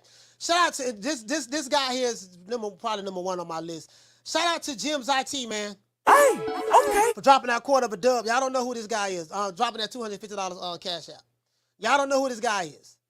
This brother here is like he's a mentor of mine, a big brother, everything. He means everything to me. Shout out to Freeway Ricky Ross. Hey, okay. Shout out to Two-Tone the Superstar. Okay. These for everybody who gave me who reached out to me personally. Shout out to my main man not Two-Tone the Superstar. Sorry about that. I meant Tone the Goat. Okay. Not Two-Tone the Superstar. Shout out to Tone the Goat. Shout out to Big Ja. Okay. And let's see. Who else reached out to me? Shout out to my sister Lisa Bell. Okay. Shout out to Green Eyes Pete. Okay. Shout out to WCS. Okay. Shout out to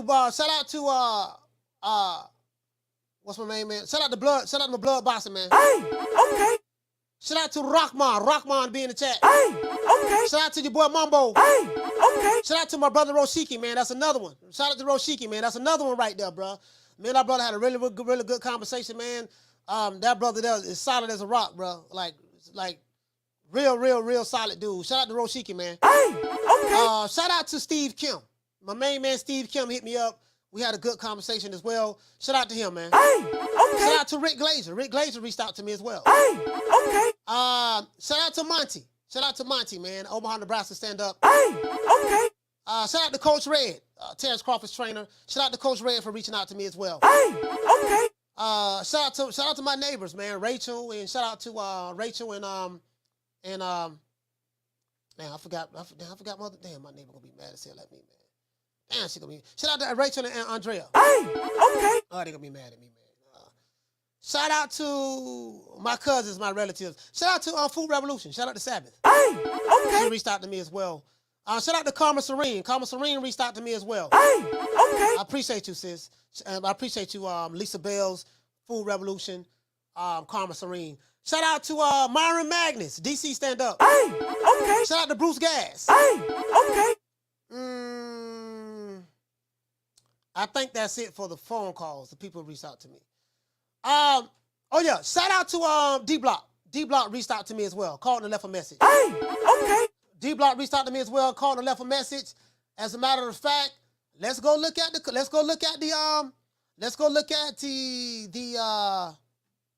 comment section. Let's look at the comment section. Let's look at the comments. Oh, you know what? I'm right here. Sorry about that. My bad. I got to go to my channel. A lot of messages. People reached out to me, left comments on the video, man, in the comment section. Not on the video, but they left a lot of comments, bro. Left a lot of comments. And I said, when I come back and do this live, I'm going to give everybody a shout out. So shout out to everybody who called the show. Shout out to Jamie from New York. Shout out to Elle from Kansas City. Shout out to T Seals from the ATL. Shout out to Caleb from Indianapolis. Kind of hard for me to talk. Shout out to Fast from B-More. Shout out to Scott from Harlem. Shout out to Coach Eddie from the ATL. Shout out to Rain from Louisiana. Shout out to Cassidy from London. Shout out to T-Rod from Houston. Shout out to Marco from the 714. Shout out to D-Block from Dallas. Shout out to M1 from the Bronx. Shout out to Raphael from New York. Let's see who we got here. Okay. Man, it's too many people, bro. It's too many people. All right. Let's see what's up. I'm gonna do my best though. 87 here. Shout out to Reframe. Shout out to Steve Penn Music. A lot of people might have reached out to me on Instagram, but I'm locked out of my Instagram, so I can't see the messages. Shout out to Dr. Repper. Shout out to Will Oates. Shout out to School of X-Men. Shout out to T Seals from ATL. Shout out to Mr. Bori. Shout out to Jorge Herrera. Shout out to T Pitts. Shout out to the What Mr. Ham. Shout out to Old Dirty Boxing. Shout out to Sean Burton. Shout out to Black Eyes. Shout out to Jaguar. Shout out to Jamie Rivera. Shout out to Terrence, man. Shout out to Terrence as well. As a matter of fact, I can show it to you guys. No, I ain't gonna show it to you. I'll just go from here. Shout out to Grateful. Shout out to Ishmael. Hell, I had people send me. I had a couple people send me a couple of cash apps as well. I gotta read those too. Shout out to Matthew Bishop, man. It's a lot, but it's a lot of people, though. Just this show will never end, man. So shout out to Swat Jones, Efren, just anybody who left me words of encouragement.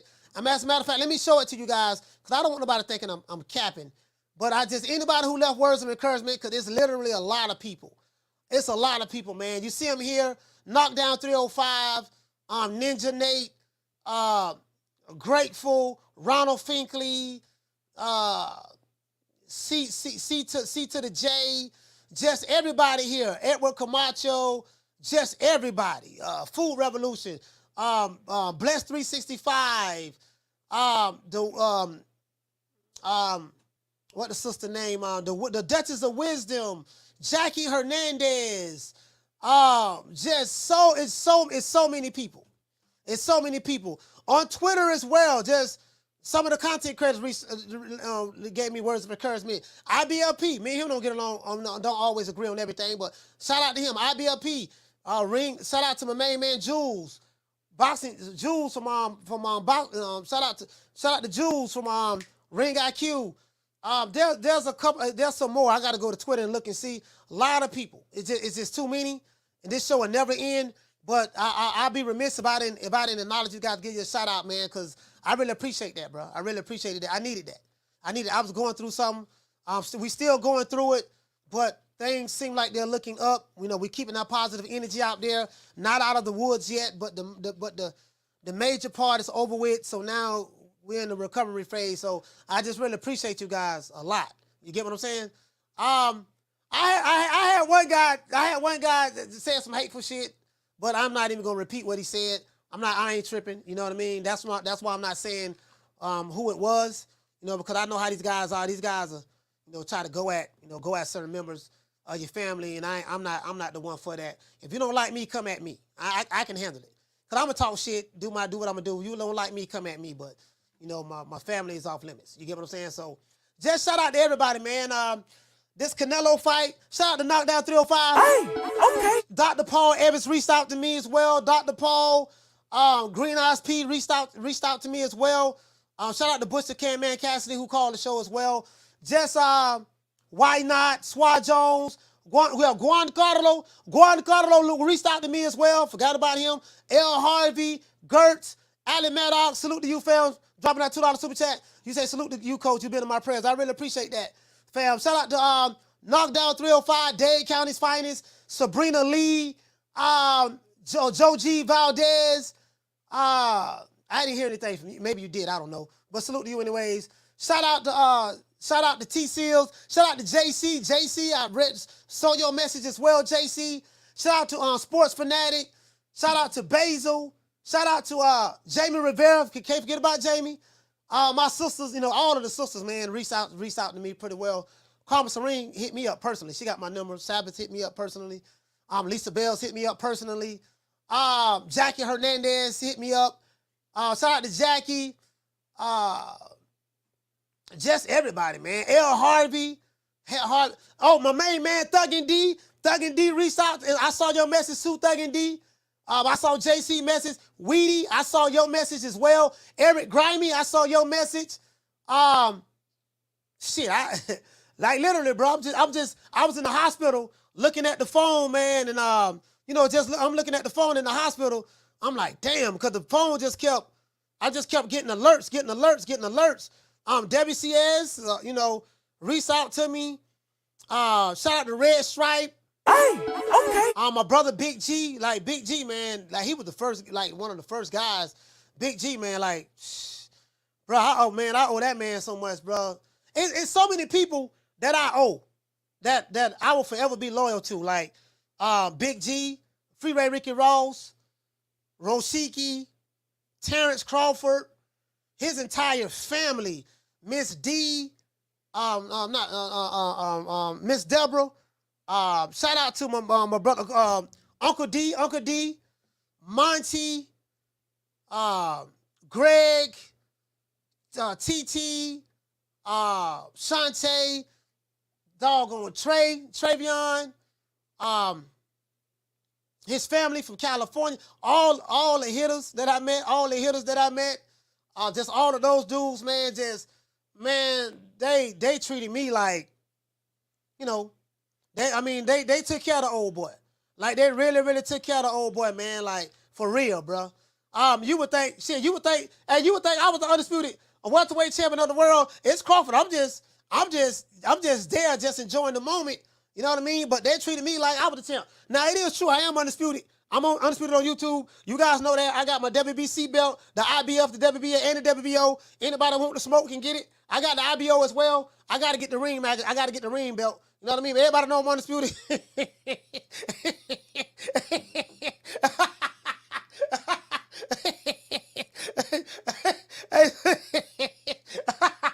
Hey, so, you get what I'm saying?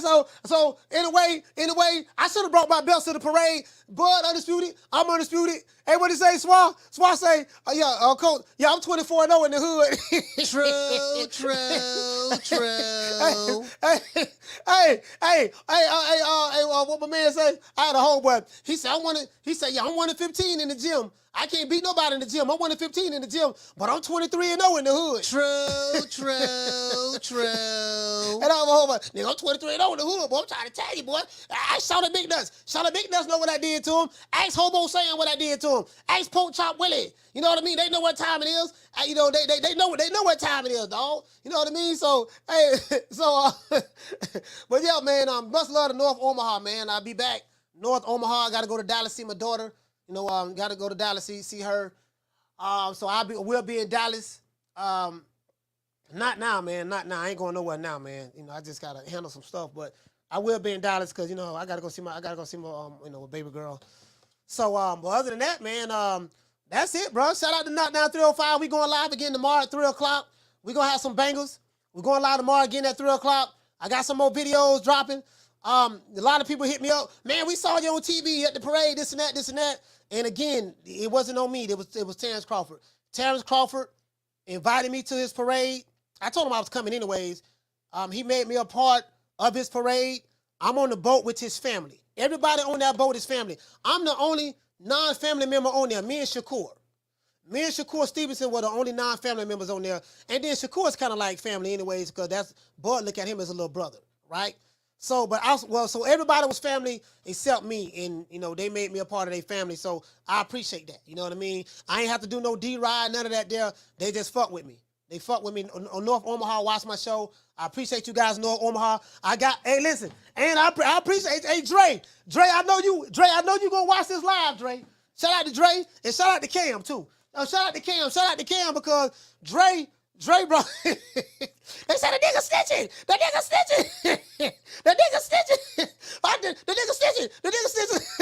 That's what I'm gonna be saying. But boy, Lord have mercy, boy, this right here, Lord have mercy. And shout out to my main man, you know, Lord have mercy. You know who you was who gave me this. You know who you was who gave me this here, boy. Lord have mercy. Let's give a plug a round of applause.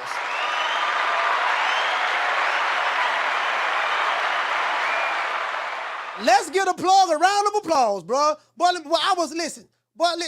There wasn't a moment that over the weekend for the parade. That wasn't a moment that I wasn't on some stick icky. Shout out to Alan Meadows dropping out $2 super chat. He said, "Salute, fam. You've been in my prayers." I appreciate you, Alan. I appreciate that. Boy, listen, bro. Out of 2 days, bro, I was there Friday and I left Sunday. Bro, I probably got about 4 hours sleep.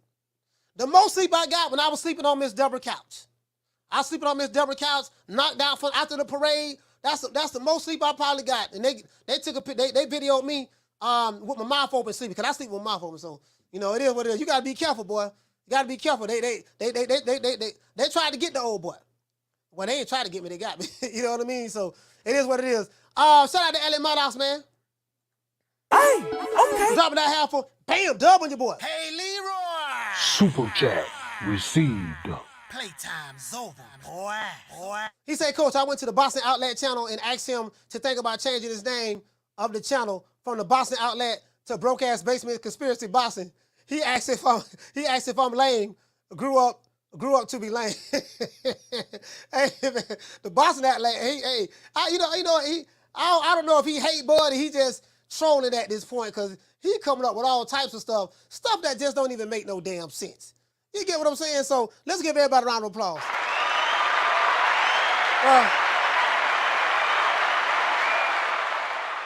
But let me tell you something, bro. Them dudes in North Omaha, boy, it wasn't a day that went by I wasn't high. Boy, I was on some of the stickies of the icky. Boy, they treated me like they really, Bud made sure I was taken care of. Monty, Dre, they made sure I was taken care of, bro. His sisters, they made sure I was taken care of. The cousins, everybody made sure I was taken care of, man. I owe them everything. So shout out to them. Shout out to my brother Big G, all those guys, Team Free Ricky Ross. It is what the entire team. It is what it is, man. Tomorrow, I can't wait for the show tomorrow. The show tomorrow gonna be live. This show did run kind of long. I do apologize. This show did run kind of long, but I've been missing in action since really last time I went live was last Friday. So I've been missing in action. But we back on the map. We gonna be talking that shit. I might be receiving threats again. Shout out to Flex BX. Flex BX, I got your message, Shu. Flex BX, I got your message as well. Schoolo X-Man, I might be receiving. Basil, I got your message as well, fam. Eric Grimy, I got your message. Now, I might be receiving threats again. As a matter of fact, I don't want no threats this week. Now, hold on, let me tell you something. This whole ass nigga E-Money called me, threatening me. Well, he's saying he from Florida now. What a nigga E-Money at? He's saying he from Florida now. He called me. What he said? He said, he called me up, bitch ass little boy.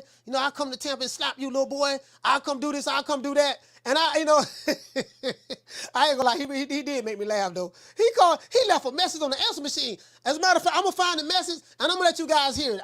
Listen, I can't make this up. True. I can't make this up. He called and left a message, still telling me, threatening, telling me what he gonna do.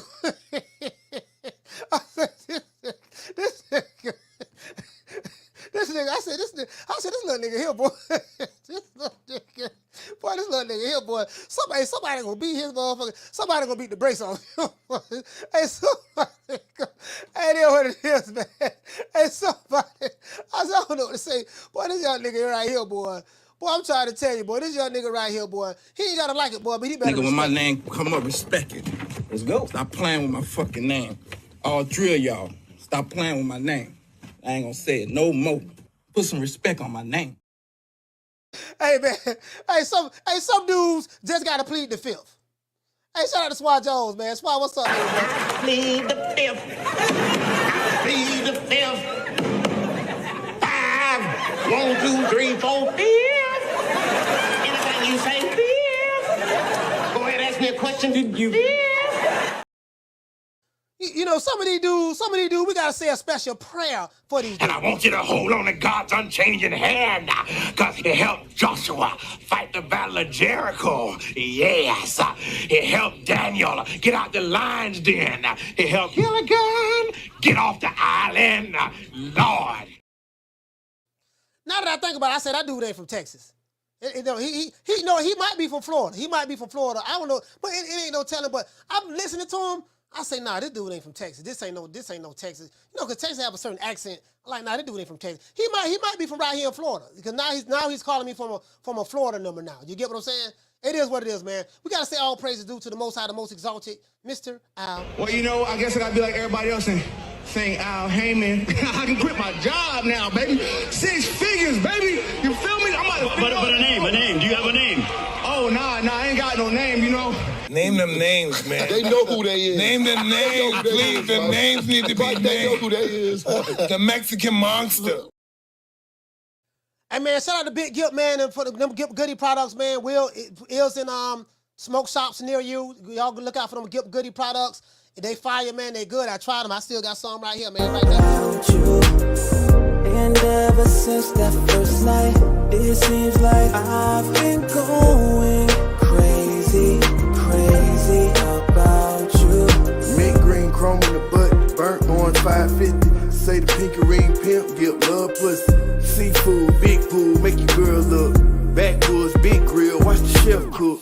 Talk slow, big smoke in the moonlight. Knock your doors down, shout it till your mind right.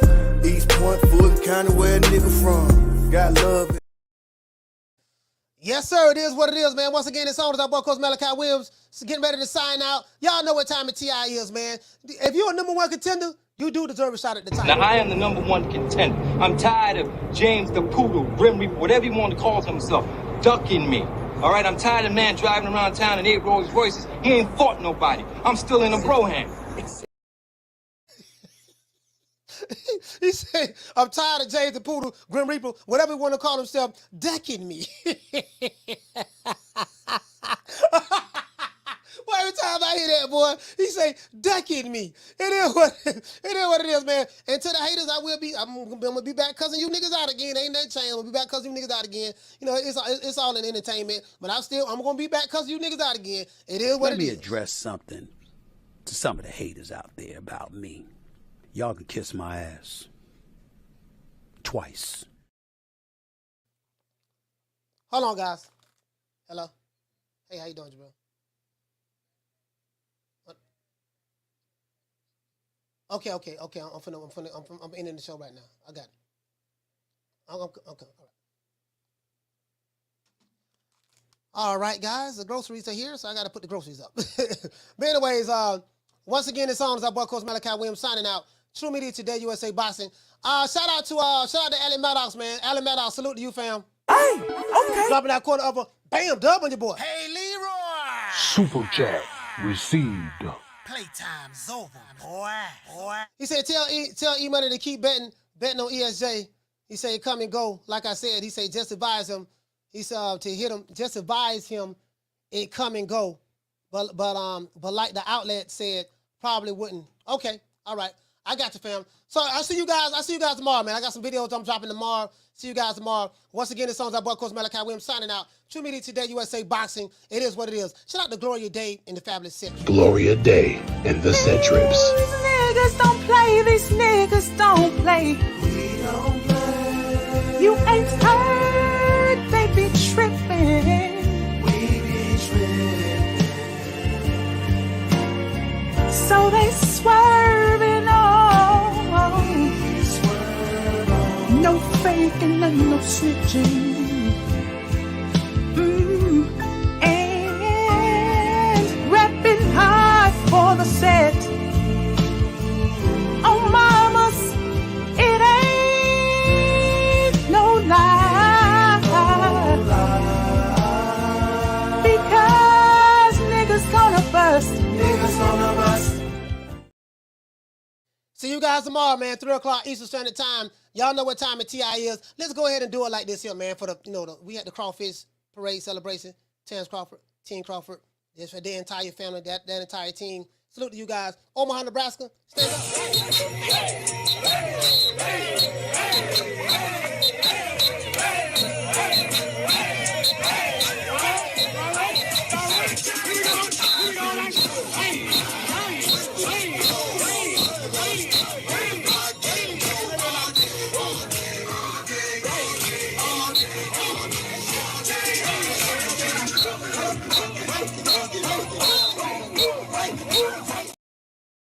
See you guys tomorrow, 3 o'clock Eastern Standard Time. You know my motto. Don't beat me there, beat me there. Peace. Man, I'm out of here, bro. Let's go.